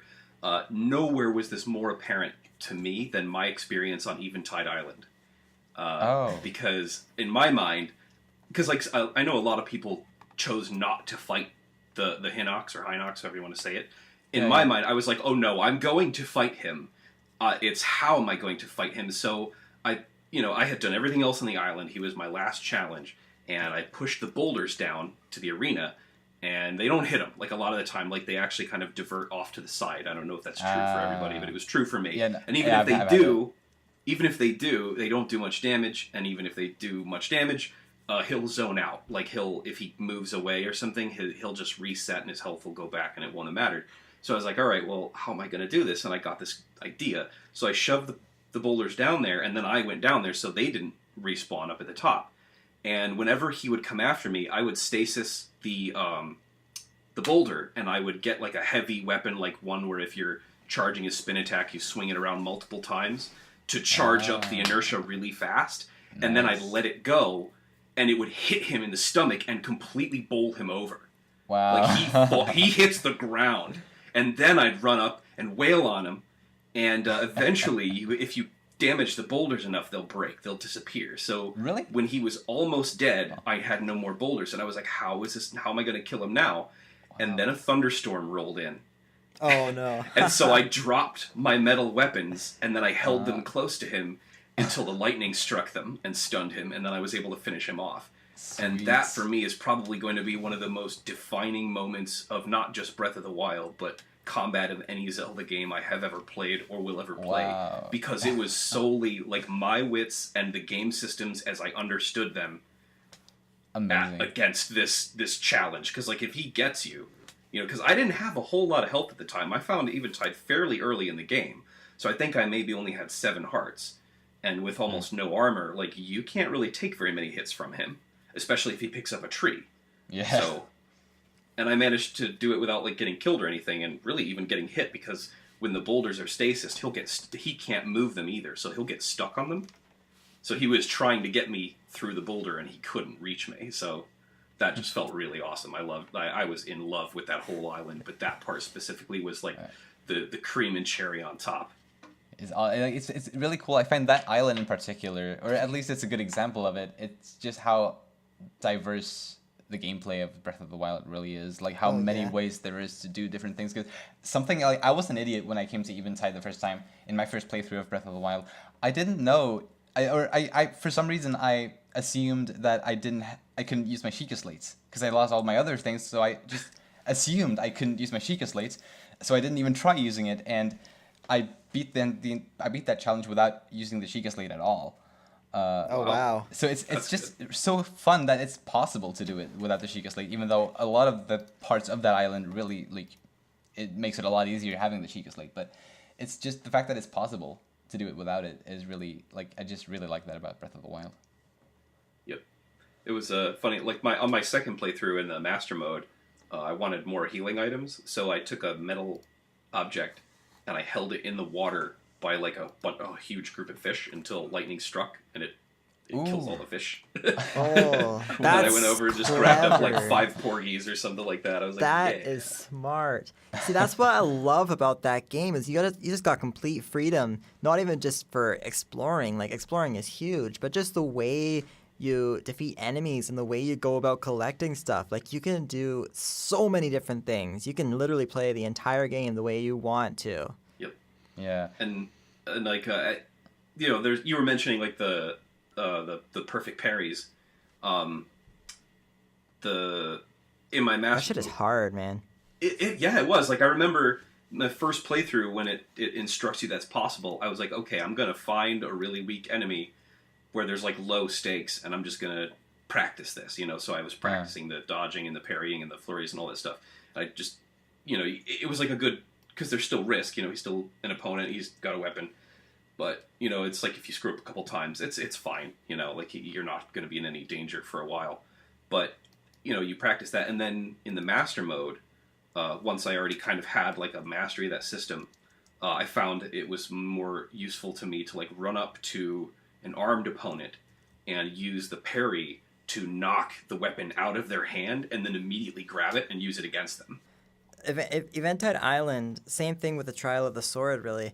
I really like how they have those trials where they just strip everything you have and make you start right from the beginning. But instead of like starting with low-level enemies, Trial of the Sword, the second level, you're fighting moblins.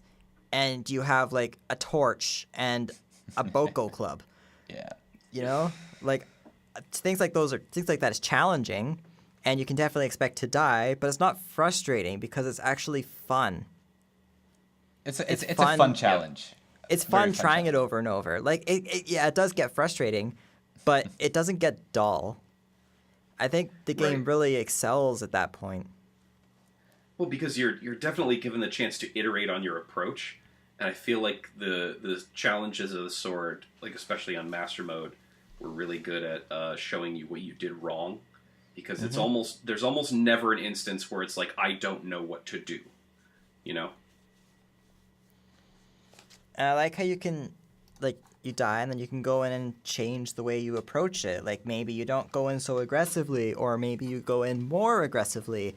Or maybe like you see things the second time that you didn't notice the first time, like a secret weapon hidden under a tree or something that you can grab before you approach the enemies. Like, I don't know. I just find things like that really help bring everything together for me.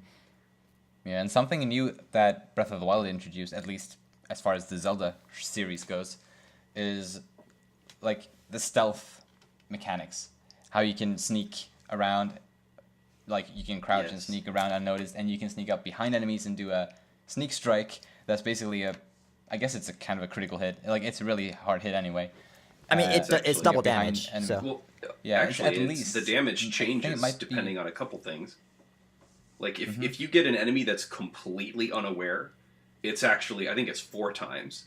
Yeah, it's a lot. I know it's a lot, yeah. I think if you do a headshot on a completely unaware enemy, it's like times 4 or times 8. But I noticed that like if you get if a bokoblin is chasing you and you shoot him in the head, it's double. But if you hit him like that same bokoblin when he's completely unaware, like the damage will be enough to kill him outright. So I know it's a lot stronger. I usually sneak up on sleeping enemies at night, and that usually. I always feel so bad doing that. I think it's so much fun. I love that. Well, if you feel bad about it, just launch a bomb arrow into the camp to start your attack. Then they're all awake, and it's fair. A fair fight, yeah. But, you were talking about the stealth, and that's just another strength of the game is because it finds a way to incorporate, just like the combat in this game incorporates every part of every system almost. Like, because you've got the weather, so if it's raining, you're harder to hear. You've got all your items. If you de-equip them, then you're harder to hear. Like in the beginning of Master Mode, I found an easier time sneaking up on people because in my first playthrough, I learned that while I don't have any stealth increasing equipment yet, take off your boots.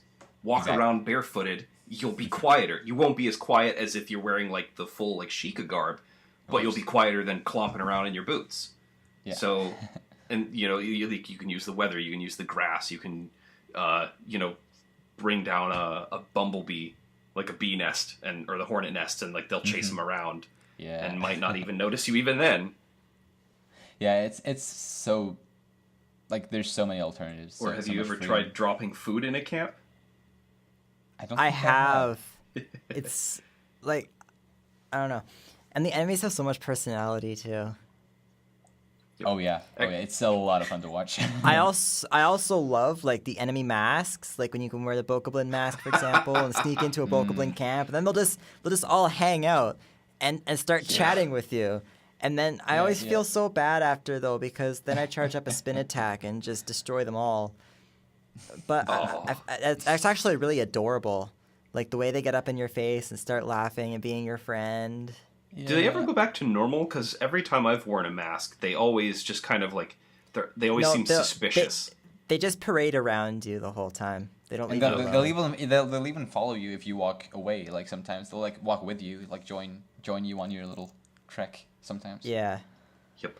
Actually, it's funny because I think as far as the members of the forum go, I was the first person to figure out that you can actually heal them with food. Oh yeah. The enemies? I posted screenshots of it. You can, if you hurt an enemy, and then he eats like an apple or something, it'll put him back to full health. I need to look at these screenshots because I've never tried that, but that seems actually. I remember when you posted that. That was quite the find. I was avoiding the screenshots thread until I played the game. Oh. So. Well, I don't think I posted it in the screenshots thread. I'm pretty sure I made my own thread for it. I don't totally remember though. But anyway, that's that's beside the point, because we're talking about combat. But it's sort of relevant. Breath of the Wild, man, it just excels on so many levels. See, you know what I'd love to see though? I'd love to see an enemy I want them to do I know they're not going to because they've already said they're done with DLC for the game, but like in the perfect world or whatever, they would release some DLC where you can fight Focas. And I want them to be an enemy. Man, you have no idea how disappointed I was that Falco, I refuse to call him Rivaldi, it's Falco. When Falco was revealed to be a Rito and not a Foca, I was so disappointed. Yeah, I'm completely with you there. Because I knew they were bringing Lionel's back. Someone said something about that before the game was released. So it's like they're bringing back these classic enemies that we've never seen in 3D world. Focas are, I don't know, they'd just be so cool. And they honestly look more like the Foca than they look like Ritos. They do. They don't look anything like the Ritos in Wind Waker. Well, I was going to say, the reason why I want the Focus to be in there is because I want an enemy that can Flurry Rush or Perfect Parry you. Ah, yeah. Imagine if you, let's say you do a Flurry Rush or a Perfect Parry, and then just as you start to swing, the screen slows down again and he initiates one, then you'd kind of have to counter it again. So you'd kind of get in these counter fights. That would be so freaking cool. I know. Yeah. I want it, but I'm pretty sure we're supposed to limit ourselves to combat that can actually happen in the game and not what we make up, right? That's a really good idea, though. Can't go chasing dreams, unfortunately. There's already so much in that game that you don't really need to ask for more, but it's just all these things that you can imagine. It's just fun to imagine all that stuff happening. It's great to imagine it so that you can be disappointed when it's not in the next one. Yeah, there's not a whole lot of different enemies in Breath of the Wild, though. I don't find, compared to other Zelda games, the variety of enemies isn't as huge as I feel like other Zelda games have been.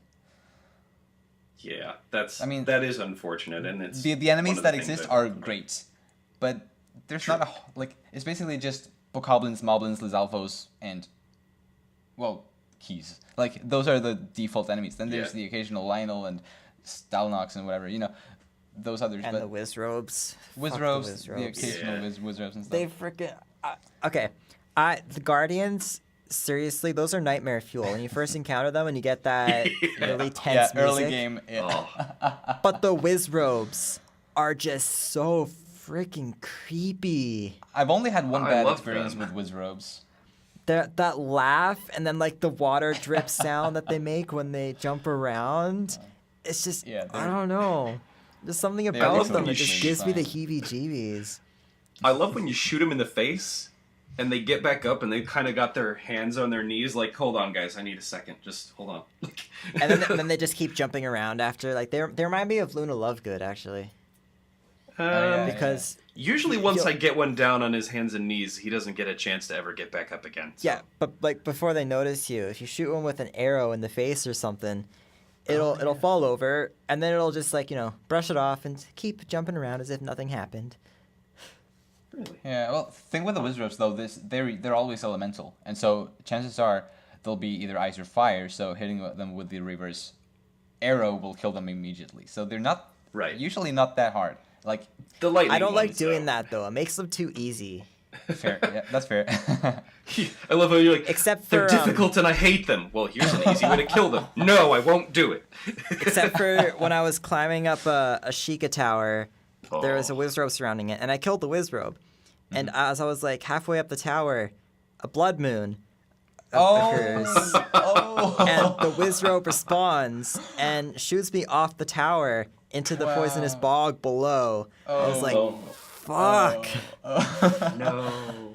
Usually I don't think the blood moon has actually ever messed me up, but I can definitely see how it can in those situations. Actually, this is off topic, but I mean, speaking of the blood moons, when I was in Hyrule Castle, I was in one of the outer platforms, and I had like liberated the entire castle. And I see it's 11:55, and I hear the music changing and the sky turning red. So I just freaking darted into the inside, and I was just like half a second too late. I had to kill every enemy again. Well, you don't have to kill. Actually, my first time to Ganon, I didn't kill any of the enemies in Hyrule Castle. Really? My first time. You must have taken the most direct route. I don't like taking the most direct route because there are tons of guardians, and guardians actually terrify me. So I always go inside because there are no guardians inside. Actually, I was going to say, like we're talking about our trip to Hyrule Castle. I'm one of the people who I firmly did not go in until it was time, and that whole experience was really awesome because you've got that music that's just absolutely amazing, and it was funny because we're talking about the combat, so this kind of come into it. Like a lot of times when I'm playing, like I'll be toying with enemies, I'll want to do a certain thing or kill them a certain way or use a certain weapon, and I'll mess around with them or I'll experiment with like, hey, maybe I can try this, or hey, maybe they react to this or don't do this. But when I went to there, it was just like, no, this is it. This is game time. So every enemy encounter was like a merciless put down. Just like, nope, you don't get to stand up. You don't get to do anything. I'm going to keep you on the ground, and you're just going to die that way. And it felt like with the combination of the elements, the brutality of the combat, the music and all that, really felt like Link was on this determined end stretch of like, Zelda's right there, can almost finish this, nothing stands in my way. Yeah, wow. At the beginning of this Breath of the Wild combat talk, you mentioned, Tristan, you mentioned the breakable weapons, which obviously is one of the bigger changes for Breath of the Wild.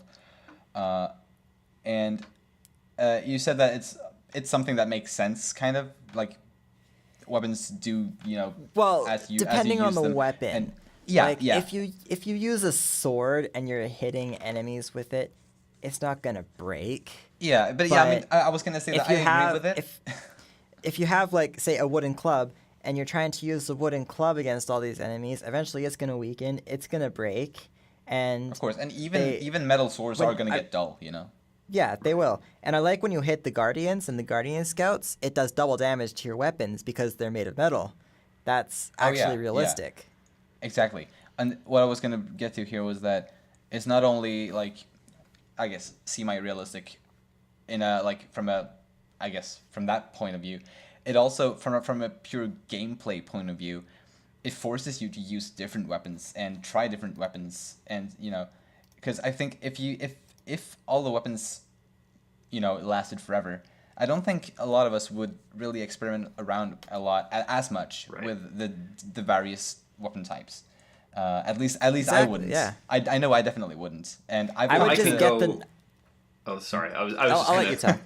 Well, because it's directly relating to what he's saying. Because he's saying, like, he thinks this would or would not happen. I can go one further and say it's an absolute certainty, because on any file where I've got a fully powered up Master Sword, I keep a lot of those items, and I have to make myself use them. If the game had been like that, like halfway through, it wouldn't have been nearly as interesting of an experience. And, you know, I'm kind of saying this with the retrospective of like, yeah, like all those instances that happened wouldn't have happened because I would have just had my fully powered Master Sword. So I'm glad. And the other thing the different items do is like, if you misuse an item, it is going to break faster. Like if you try to chop down a tree with a sword, that thing's going to break in a couple hits. So that in turn rewards you for keeping, like, let's say, a wood axe on hand. Because then whenever you want to chop down trees, you can just use that one axe and you'll get a lot of mileage out of it because it's not going to dull quickly, because that's its intended purpose. And you can save your other weapons for when they're important. Yeah, and there's weapons for mining, like, that are specifically for mining. So right. Yeah. They really thought it all through. And then it's the same kind of thing, you know, with the whole weather system and everything.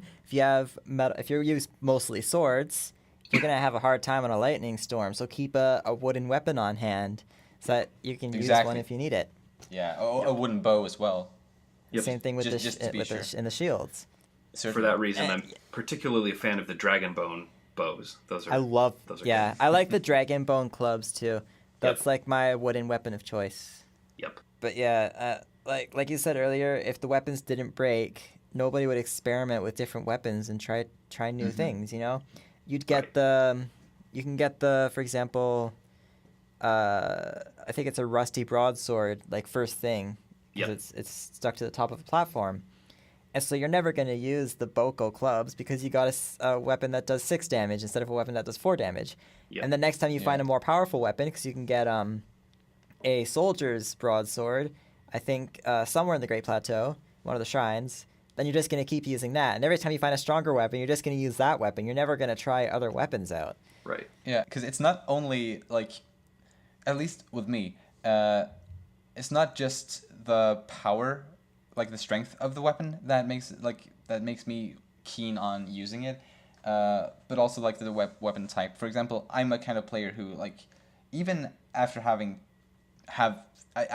basically been forced by the game to use all kinds of weapons, I'm not a huge fan of the two-handed, like, slow weapons, like heavy weapons, even though I've been using them. But, you know, that's not something I really would have known unless the game have their purposes, though. Right. They have good uses, definitely. But if you have an enemy that's holding up a shield, for example, the two-handed weapons are usually much better at knocking the shields away.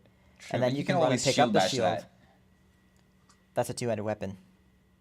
I mean, but if I'm not using a two-handed weapon in the first place, because I don't prefer them, I can use a shield bash, for example, or I can use a spear from a distance. That's something that But then two-handed weapons are also a lot more powerful, and while a normal single-handed, like a broadsword or whatever, won't knock enemies down, a one hit from a two-handed weapon and that enemy's down, then you can switch to a faster weapon to go up and deal the finishing blows. I think that whole system, being able to do that kind of stuff, is really cool. Yeah, just really the way innovative. That, like, because all of us have different preferences, and you like heavy two-handed weapons. I don't. Like, but we can all enjoy the game even though we have these different, like, preferences with the weapons. Because with the spears, for example, I was going to say that I would have probably never really used them a lot if I had an unbreakable sword from the start of the game. But I've come to use the spears. I love the spears because I love the range of them, and I love how fast they are. Like, how fast you can hit. They're really good for dealing with the Lizalfos when they want to leap back all the time. You just, nope, I can still get you. But I was going to say, back to weapon breakage for a second. Something that having the weapons break allows them to do is have weapons that have cool features, like and can be powerful weapons in their own right. So think about like a lightning spear or an ice weapon. If you got that and that never broke, think about the effect that has on enemies. Like, you can stun lock every enemy in the game, but since they know the weapon's going to break, they can go ahead as the designers and go, you know what, we're going to give you this overpowered ability for a little while. Like, you can stun lock the crap out of an enemy for a little while. So that allows them to make the individual weapons potent and have effects that make sense. Because, like, the alternative is weapons that don't break, but you find, like, a lightning weapon, but you just do, like, +5 lightning damage, and it's not really interesting. but being able to just make a moblin just go blah, blah, blah, blah, and like drop all his stuff, that's cool. That's fun. It really that's is. what Definitely. an electrified weapon would do, or freeze him solid. That's what an ice weapon should do. And since they know you're only going to have that weapon for oh so long, no matter how much you try to stretch it out, you're still getting X number of uses out of it. It frees them up to give you that ability, and then it breaks, and then you move on. You find something else, but for a while you got to do really cool stuff with it. Definitely. Like just we've come up with so many like pros basically about the weapon breakage of this game that I never really thought of like all of this at once before, but there's just so many amazing things about just the fact that the weapons can break. So many things that really add to the gameplay. Well, my first really positive experience with the weapon breakage happened when I like waded into a group of enemies. So I had one of the stronger clubs on the Great Plateau, and I went up against like 5 or 6 bokoblins in one of their little camps. And the first enemy ran at me, and I hit him a couple times, and the hit that killed him is the hit that said, your weapon's about to break. And there was another enemy coming up right behind, like kind of just switching from like the frames of running to the frames of stopping and getting ready to like thrust forward. And so I after killing the first one, I immediately just kind of threw the weapon in my hand, and it hit that guy and broke and knocked him over. And then I came up and switched weapons and then, knocked him about. So it was cool because it felt like the scene where, like, Aragorn or something just rolls into combat just owning everything and just kind of doesn't stop the pace of the battle. Like, since they were all fairly weak weapons, every couple strikes, I was about to break a weapon, I just threw it into the next guy in the fray. And it basically just felt like I swept through these guys like a tide, and they never stood a chance. And if I didn't have to get rid of my weapon because it was about to break, that would have just been a succession of me just tap, tap, tap, tap, and it wouldn't have had that sort of conscious feel of flowing from one portion of the encounter to the next. Yeah, it keeps you active in a way that I guess I don't think any other Zelda games really did during those kinds of battles. Yep. There's definitely more thought involved before and during combat in this game than probably any of the other Zelda games because of the variety of weapons, the variety of approaches. Like you can, if you really want to, your weapon breakage doesn't matter because you can throw bombs, just endless bombs until everything is dead or has fallen off a cliff. I hope all of the people who have been hating on the weapon breaking deal of the game will listen to this. Exactly. and understand why they're wrong. Precisely. Your opinion is wrong. Anyway, I think we got a lot of good discussion out of this. So I think we're gonna call it here. So I'd like to thank both of you, Pendio AncientPoe, for joining me today for this show. It was really long. I think we can actually expect the podcast episodes to get a bit longer from here on out. So good. Yeah. Yep. Thanks for having me. Yeah, it's definitely. been fun. Thanks for joining us. This is the first time I've ever really done anything like this. So I think it's pretty cool. So yeah, thanks for inviting me to join. You're very welcome to join us again. You'll be welcome back anytime. So without further ado, I'm going to pass the show over to Pendio himself for the review debate.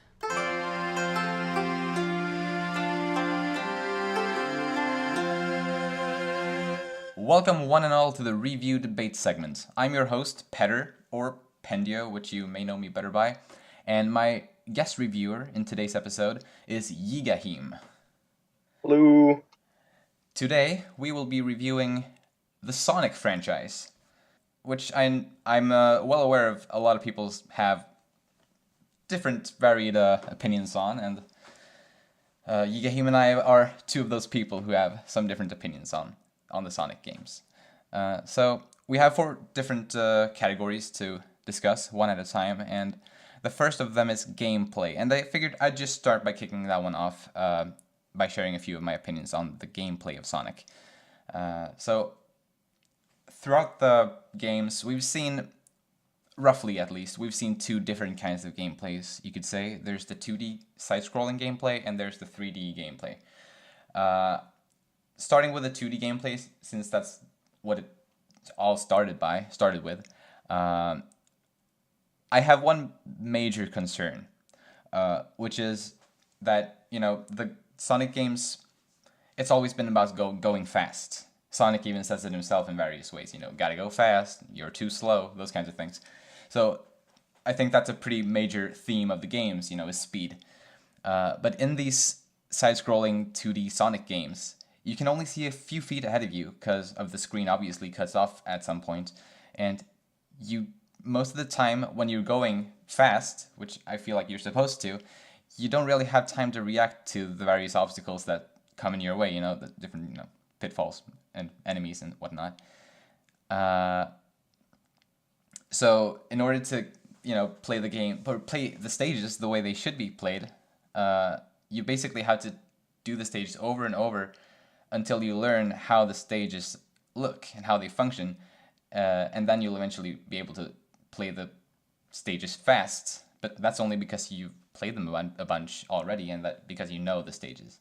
So to me, that's a big flaw, especially in the 2D Sonic games, because, you want to be able to play fast, but most of the time you can't, simply because you can't see ahead. So I guess I'll stop there for now, and you can start by sharing a couple of your opinions on the gameplay, level design, world design, immersiveness, those kinds of things in the Sonic franchise. Right. Okay. So I'm going to start off by adding on to what you're saying. When you say that, there's not enough view ahead and that you have to play it a bunch of times to get the feel for it, I always kind of thought that was like keeping you on your toes, and that was one of the things I liked. It's like you don't know what's ahead, and that's fun sometimes. And I see what you're saying with the whole, it could be a larger screen or what have you to make it better for all types of players, whether it's map it out already or go with the flow kind of thing. So when I think about that, I think if it's too big of a map, then the characters like Sonic and the enemies, they would be too small, and the detail that was put into the game would be a little lost. I think yeah, you're right. I understand that definitely.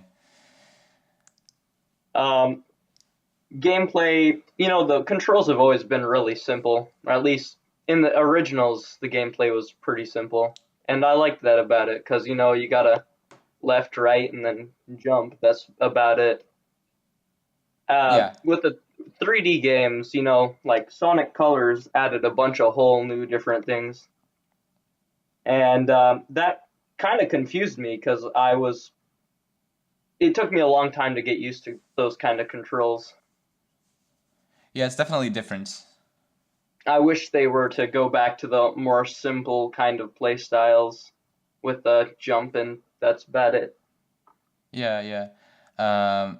My opinion on the 3D games is, well, I guess my main opinion on the 3D games is that that's how the Sonic games, in my opinion, should have always been. Like, they should have been sort of from that view from the start, because with the 3D gameplay, you're actually able to see ahead. You can see, like, pretty far ahead, basically as far as one would see, as the character sees, you can basically see the same thing.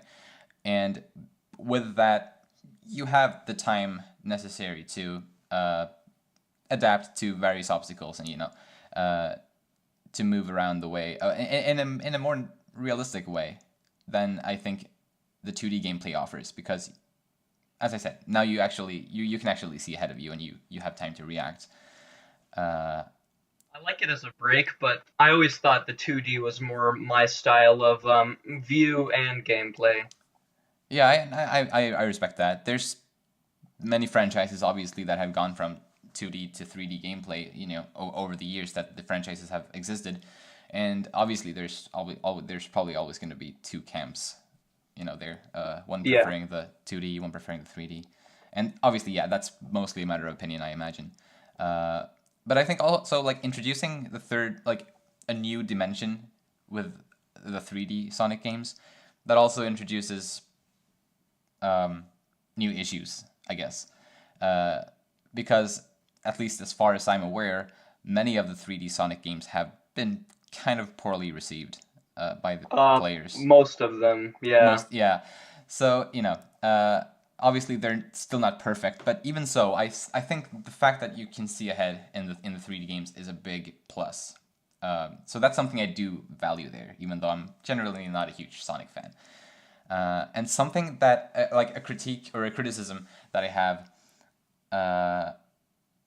that actually it's relevant to both the 2D and the 3D games, is how sometimes when you're playing through a stage, you'll get on kind of like a rail or like something that will Platform? make you just move along something automatically, and you're not doing anything yourself, and you're moving along this path or rail or whatever, and maybe it looks super fancy, but you're not actually doing anything yourself, and I don't know, it kind of takes me out of the moment when I'm playing. When I'm playing a game, I want to play the game. I don't want to watch an animation of Sonic doing cool loops and whatnot through like a thing for 10 seconds. Well, don't know. I mean, for me, 10 seconds is plenty of time to give away to just the immersiveness. Yeah. Like, I really, it's no one's favorite part of the game because you're not doing anything, but I appreciate and understand why they do that. Yeah, and I mean, I'm sure it appeals to some, because I mean, obviously, it's something that's, I imagine it was done to be aesthetically pleasing. At least I imagine so, because it may look cool, but that's about it. So I guess there's a reason there, but to me anyway, it's not worth it, I guess. So yeah, that's most of what I have spontaneously on the gameplay. Anything you want to add? Any more about that? I'm just gonna like really quickly, gameplay simple is better in this kind of game because when you're focusing on speed, and as you said, speed is like the biggest part of Sonic and it always has been the focus. With speed, you can't have too many options for what you're doing. So that's just another reason why I like the simple original kind of controls more than the new shake your controller, press all these buttons at the same time thing. Yeah, and I understand that, definitely. So moving on to the next category, which is story. Would you like to start by sharing a couple of your opinions on that? Sure. Story for Sonic and for other games similar to Sonic like Mario, it's never the biggest, interest for people.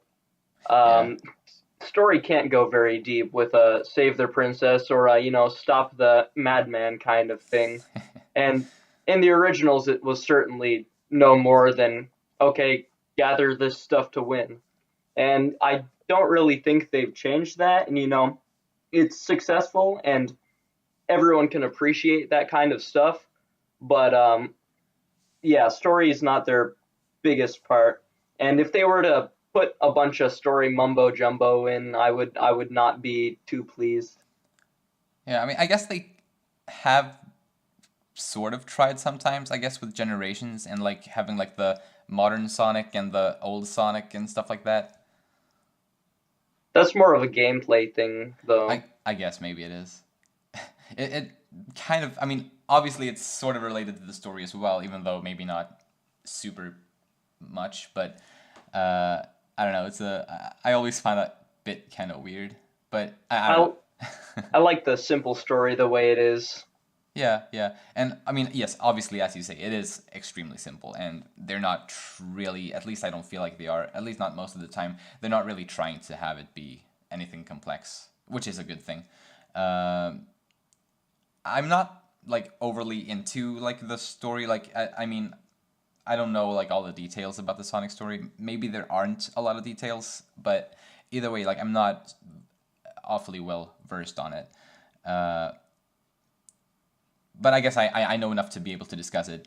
And from my experience, it's basically, as you said, it's like a Mario level of storytelling, aka very simple. Not great, but you know, it does the job, I guess. Especially in. Go ahead. I was just gonna say, like, especially in games like these that focus more on gameplay, story is kind of like in the background mostly. Yeah, it can't be too, up there on the pyramid, so to speak, because, games like those are supposed to be gameplay oriented, and story would take away from the developer's time and what have you. So a simple story, I think, for that kind of game is the way to go. Yeah, I agree. And it's kind of like part of that genre is having a story that's not really that, deep. And younger kids, they'd probably be all over that kind of thing, because younger kids can't exactly follow a deep story very well. That's true. And I imagine, and I'm pretty sure there are like many like young Sonic fans who are like super into the characters, even though they're not actually that well developed characters. Yeah. So yeah, I guess that's mostly it for the story. I guess yeah, for a game franchise like Sonic, we don't have a whole lot to say about the story, so I guess that makes sense. Yeah. Moving on to the next category, which is graphics, and I'll start by sharing a couple of my opinions on that. Actually, I think the graphics and like the generally like the art style and those kinds of like the things that you see, in my opinion, is like probably the most redeeming factor in the entire franchise. Really? I think so. Out of all the different things about Sonic, I think the graphics overall is the most redeeming factor. And it's because I think just the general art style, I guess art direction that they have, it's always been, at least in my opinion, very aesthetically pleasing. Both like the character designs and like surroundings, at least like in most of the games. And then obviously, go ahead. Yeah, sorry. Right. Now I was just gonna say that the graphics, like the graphics quality and whatnot, obviously that's been improving over the years, and been getting better. But even the old games, like even though they may not look like graphically great, they're still like the way it's designed. I think is well made. And now looking at the more modern games like Sonic Forces, I think looks spectacular. Just the way it looks amazing in my opinion, with the animations and the art style and the graphics and everything. Even in the beginning, they had a lot of detail that they put into the enemies. I mean, they're supposed to look like robots, so they do a good job, I think, of all their graphics.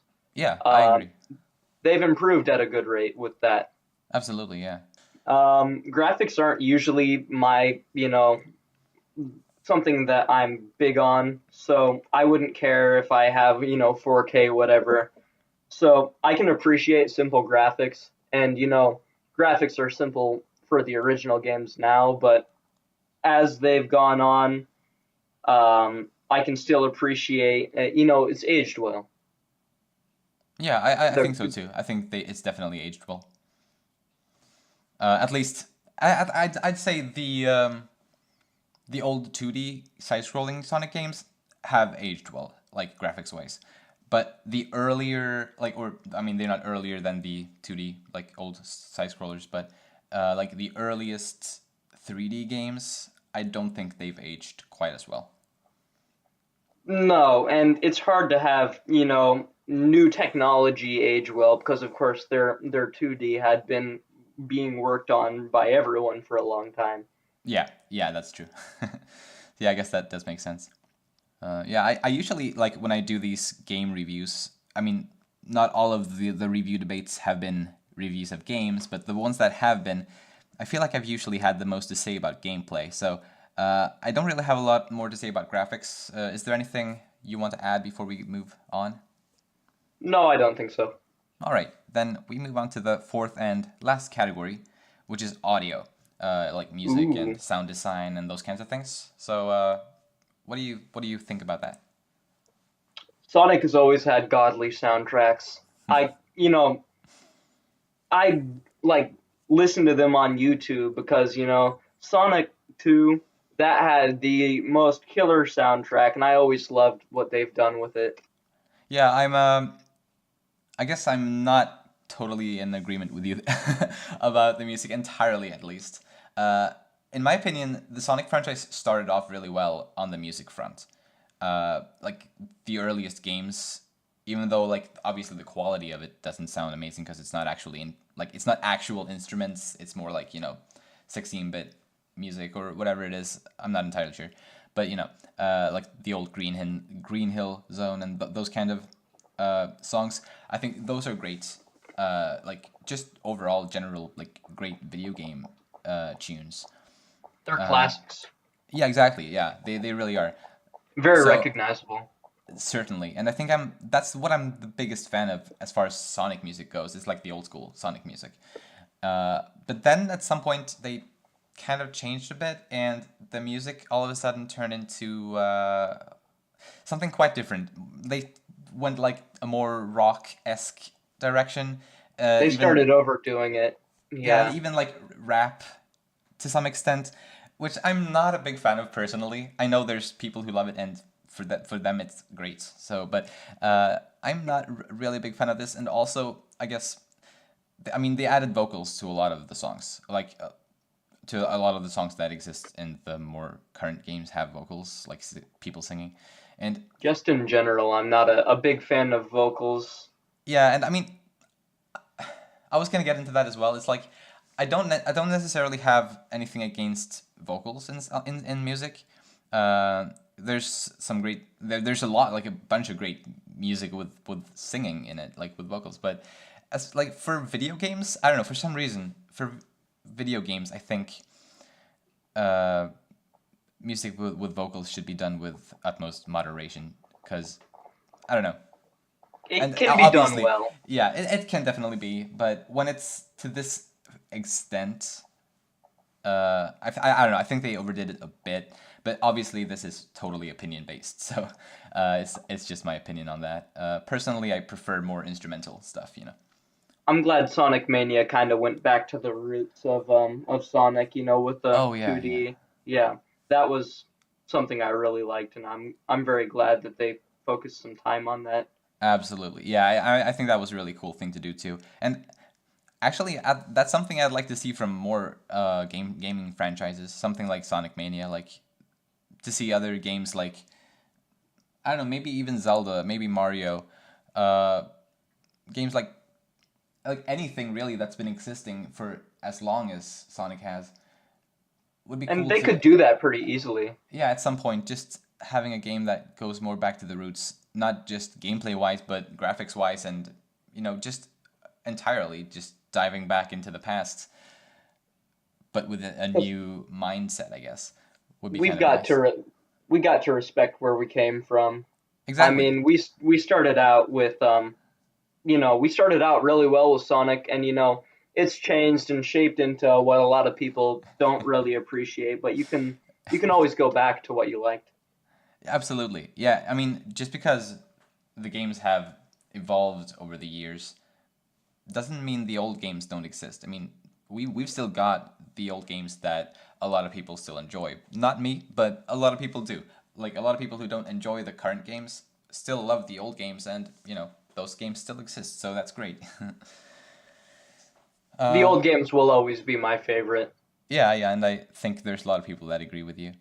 I don't have a lot really to say about sound design, like sound effects and whatnot, because I actually, like, off the top of my head, I can't really think of any in particular. I guess that means I don't. At least I guess that thinks that I think they're good.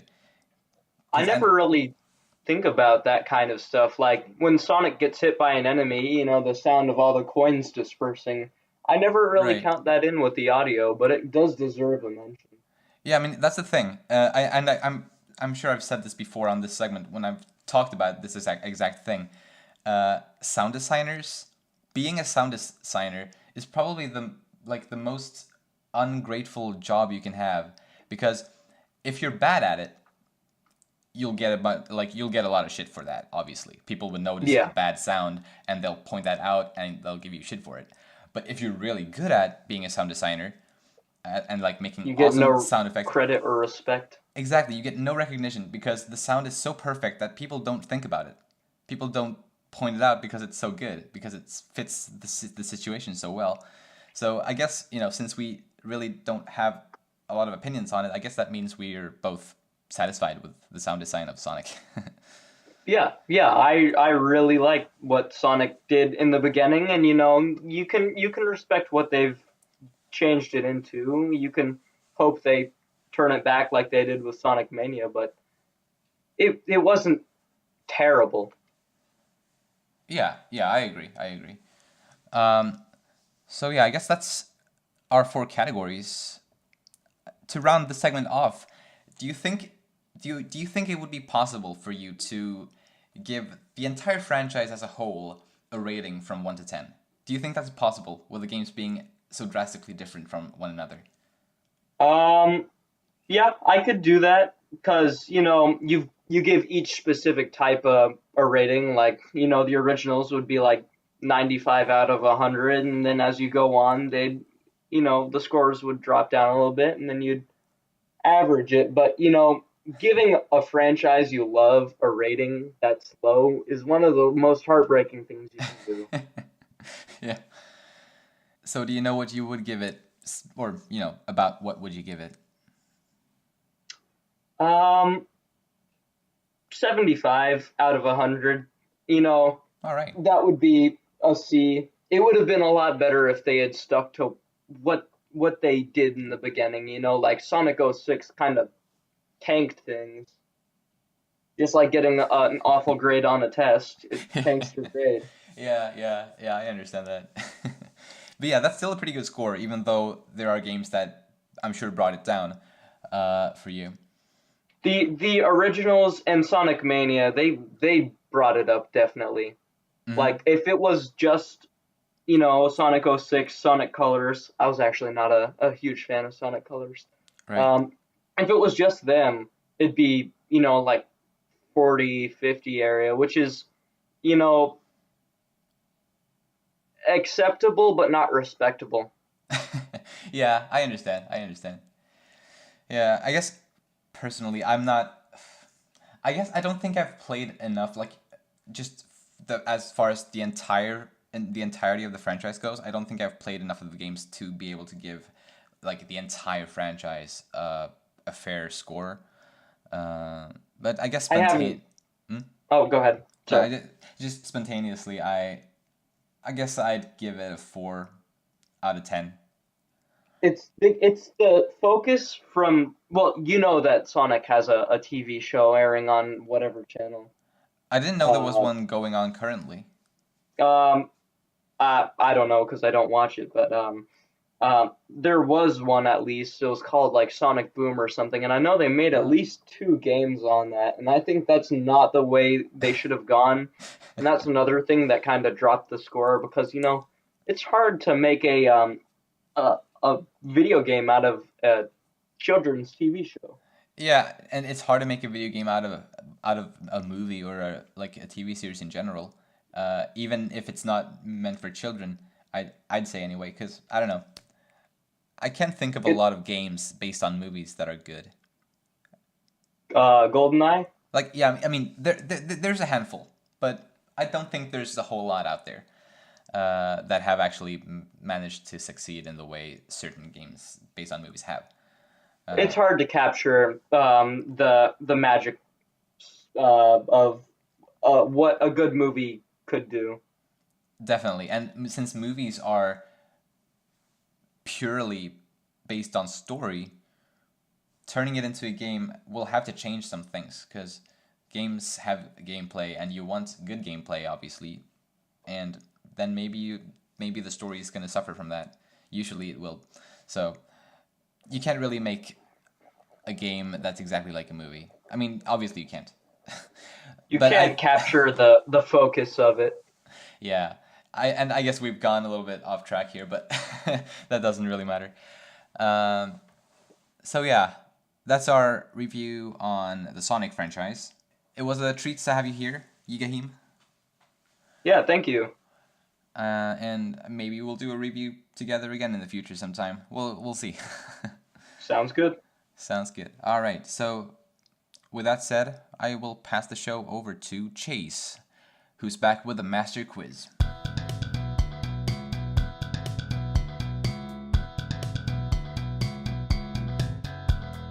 Hello everyone and welcome back to the Master Quiz, where it turns out we don't get music back because he's not being active or talking to us. So instead we got two people that weren't in the Master Quiz last week. One of them was way back at the beginning of the podcast, like a year and a half ago or something crazy like that, and that's Pendio. Hello, everyone. And then also along with us, we have Ayano Keiko, who's new to the podcast. Hello. Are you new to the podcast or just the Master Quiz? I think I did a podcast thing a long time ago. Right, I think you were part of the one that we were doing with Seth. Yeah. I think I was part of that one. Back before the 2015. reboot. Yeah. Exactly, yeah. And but that podcast was different though. That wasn't really Oh. the forum podcast the way one this is. But yeah. Well, Yeah. welcome to this podcast. This week's theme is Harry Potter, and we're just basing it off of just the movies and just the main series. We're not doing anything that was only in the books, and we're not doing anything that was completely lost my train of thought. Nothing that was in Fantastic Beasts. And so with that, let's just go over the rules really fast for anyone who doesn't know. We have 5 questions. I ask it, and they answer Jeopardy style with a buzzer. Can I hear you guys' buzzers? Yes. Right. Is that your buzzer? No. But you may hear it. My buzzer is just Okay, good. like that. The classic. Yep. And All right, what about you, Keiko? hear this? Okay, just a second. That's not what I wanted. All right, anyway, so yeah, 5 questions. They answer Jeopardy style with the buzzers you guys just heard. What was his buzzer? But yeah, All right, awesome. beautiful. And so, if we get a tie, if one of them gets it, then congratulations, they get the point. If the first person doesn't get it, it goes over to the other person who has a chance to win the point. If neither of them get it, then I win the point. If I get the point, then that means that either they're really bad players or I'm a really bad host. We're not sure. One or the other. It's happened once before, and I'm 100% saying that was on me. Those questions were just way too hard. So, are you guys ready to begin? I am always ready. My body's ready. All right, well then, first question. What is the name of Aberforth Dumbledore's pub? I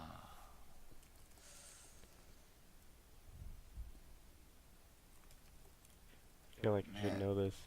Yeah, I don't think I've got it either. Actually, I mean, I know which one you're referring to, but yeah, I can't remember the name. Well, this is going to turn out well. Yeah, an amazing start. Do you guys want to guess anything? I honestly don't even think I could. Yeah, nothing comes to mind. All right. Well, then I'll just tell you guys. The answer is the Hog's Head. Ooh, that does sound Damn. familiar. Yeah. Oh well. All right, so moving on to the second question. What is the blood status of Seamus Finnegan? Okay, give it to me. Is he half-blood? That is correct. Oh. Yeah, it's kind of Good work.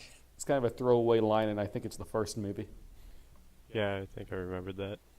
Yep. Oh yeah, he does say that. He's sitting at the table eating, and he's Yeah. talking about his parents. Yeah. Yep. All right, so that's 1 point for me, 1 point for Keiko. Moving on to question 3. Who wrote A History of Magic? Oh, ooh. Oh man, it's on the tip of my tongue.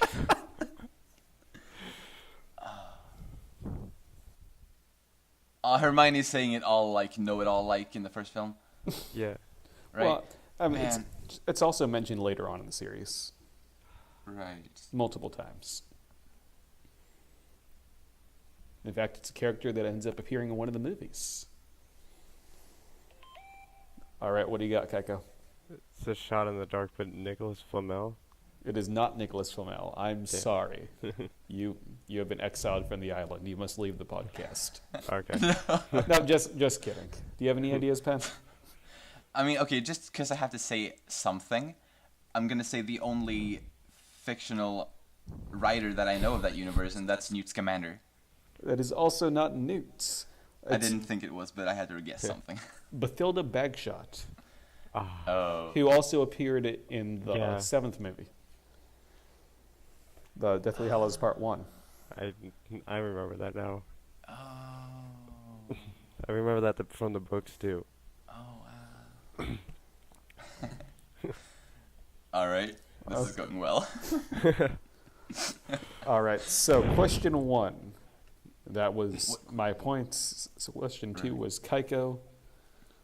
And then question 3 was also me. This is turning out well. All right. You're in the lead. Oh, no. Question 3. What is Albus Dumbledore's favorite flavor of jam? Man. Oh, man. I don't even remember this being brought up. It's another throwaway line, this time in the Half-Blood Prince.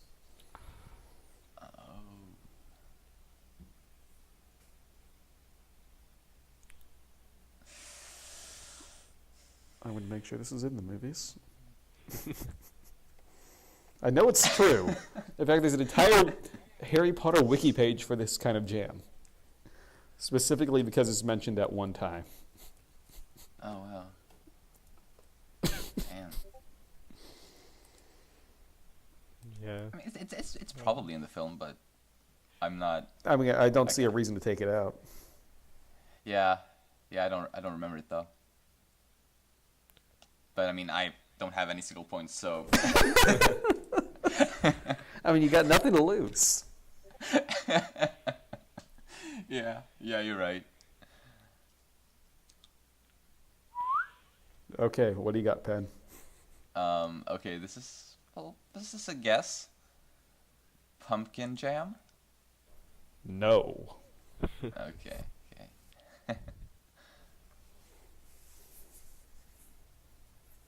You got any guesses, Keiko, or?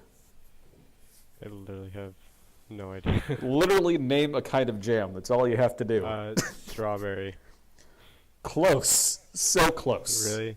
What is it? Raspberry. Ooh. It's something that's actually kind of normal then.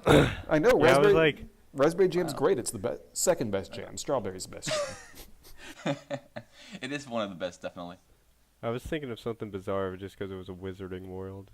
Exactly, I something thought normal. so. All right, well, congratulations to Chase. You have officially won this episode of the... Oh yeah, because you have 3 points. But you know what? Let's keep playing for second. Yes. Yeah. Hi, this is just Chase cutting in from the future to tell you that I was wrong and that was not in the movies. It was only in the books. So, yeah. On what day, actually not just on what day, but when were Harry's parents killed? Except either a year or a date for the day. Okay, Keiko? October 31st. Correct. Halloween 1981. Wow. Oh, it's Halloween. That's fitting. And, Yeah. well, congratulations, Keiko. You've officially gotten second on the podcast. Well, wait. So maybe if Keiko can win the Oh, the tiebreaker? the Then tiebreaker He question. can tie with me. He can. And in that since case, he's- I'll count him as being first. Exactly. We can make it work that way, right? Yeah. All So, right. shoot it. All right, so here comes our tiebreaker question. It's actually a guest question, courtesy of Lipk. Remember, if you ever want to send in a idea for a question, just PM it to me somehow. So, tiebreaker question is, what is the one Hogwarts Quidditch team that we never see on screen? Okay.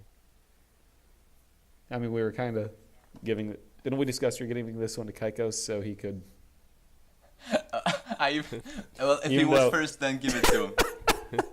No, you were first. Was I first? Yes, you were first, so I guess you get to answer. Well, I guess it has to be legit, right? Yep, you're the one that goes first, so you get to answer. Yeah. Ravenclaw. Yes! Dang it. All right, congratulations for getting second, Keiko. Thank you. I am actually clapping for you. Hello, this is Chase from a farther out future, just to tell you that we officially decided that we are canceling out that jam question. So instead of me winning, the two of us are tied, and because we're tied, I'm just giving it to him. Because I don't want to win again. So yeah. The worst part is this isn't the biggest win I've had. Really? Wasn't it? No, Did you win even? I think I won even more the first time. Oh, damn. Which theme was that? I want to say it was just Ocarina of Time. Oh. Oh, really? Houseway. And the contestants couldn't answer your Ocarina of Time questions? Well, I mean, admittedly, I couldn't answer my Ocarina of Time questions. I have listened to it. I can't recall at the moment. Yeah. I need to listen to the podcast now. Wow. You should. It's a blast. Yeah. It's very professional. You can clearly Oh, tell. yes, definitely. I did not mess up the Poe sisters from Ocarina of Time with the booze from Mario 64. I promise you.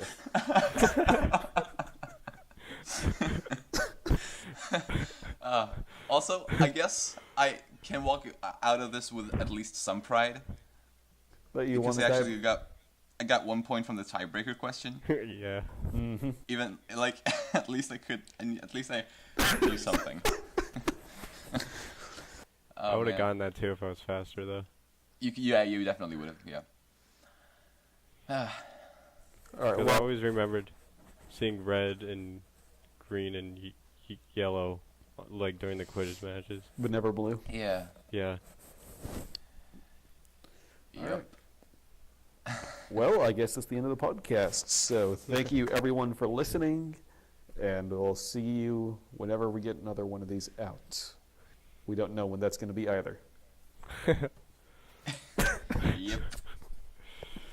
Insert date here. Hopefully next month. That's what I'm saying, but it's probably wrong. Our goal is Hopefully 2 next month. weeks, but we haven't been able to keep that up ever.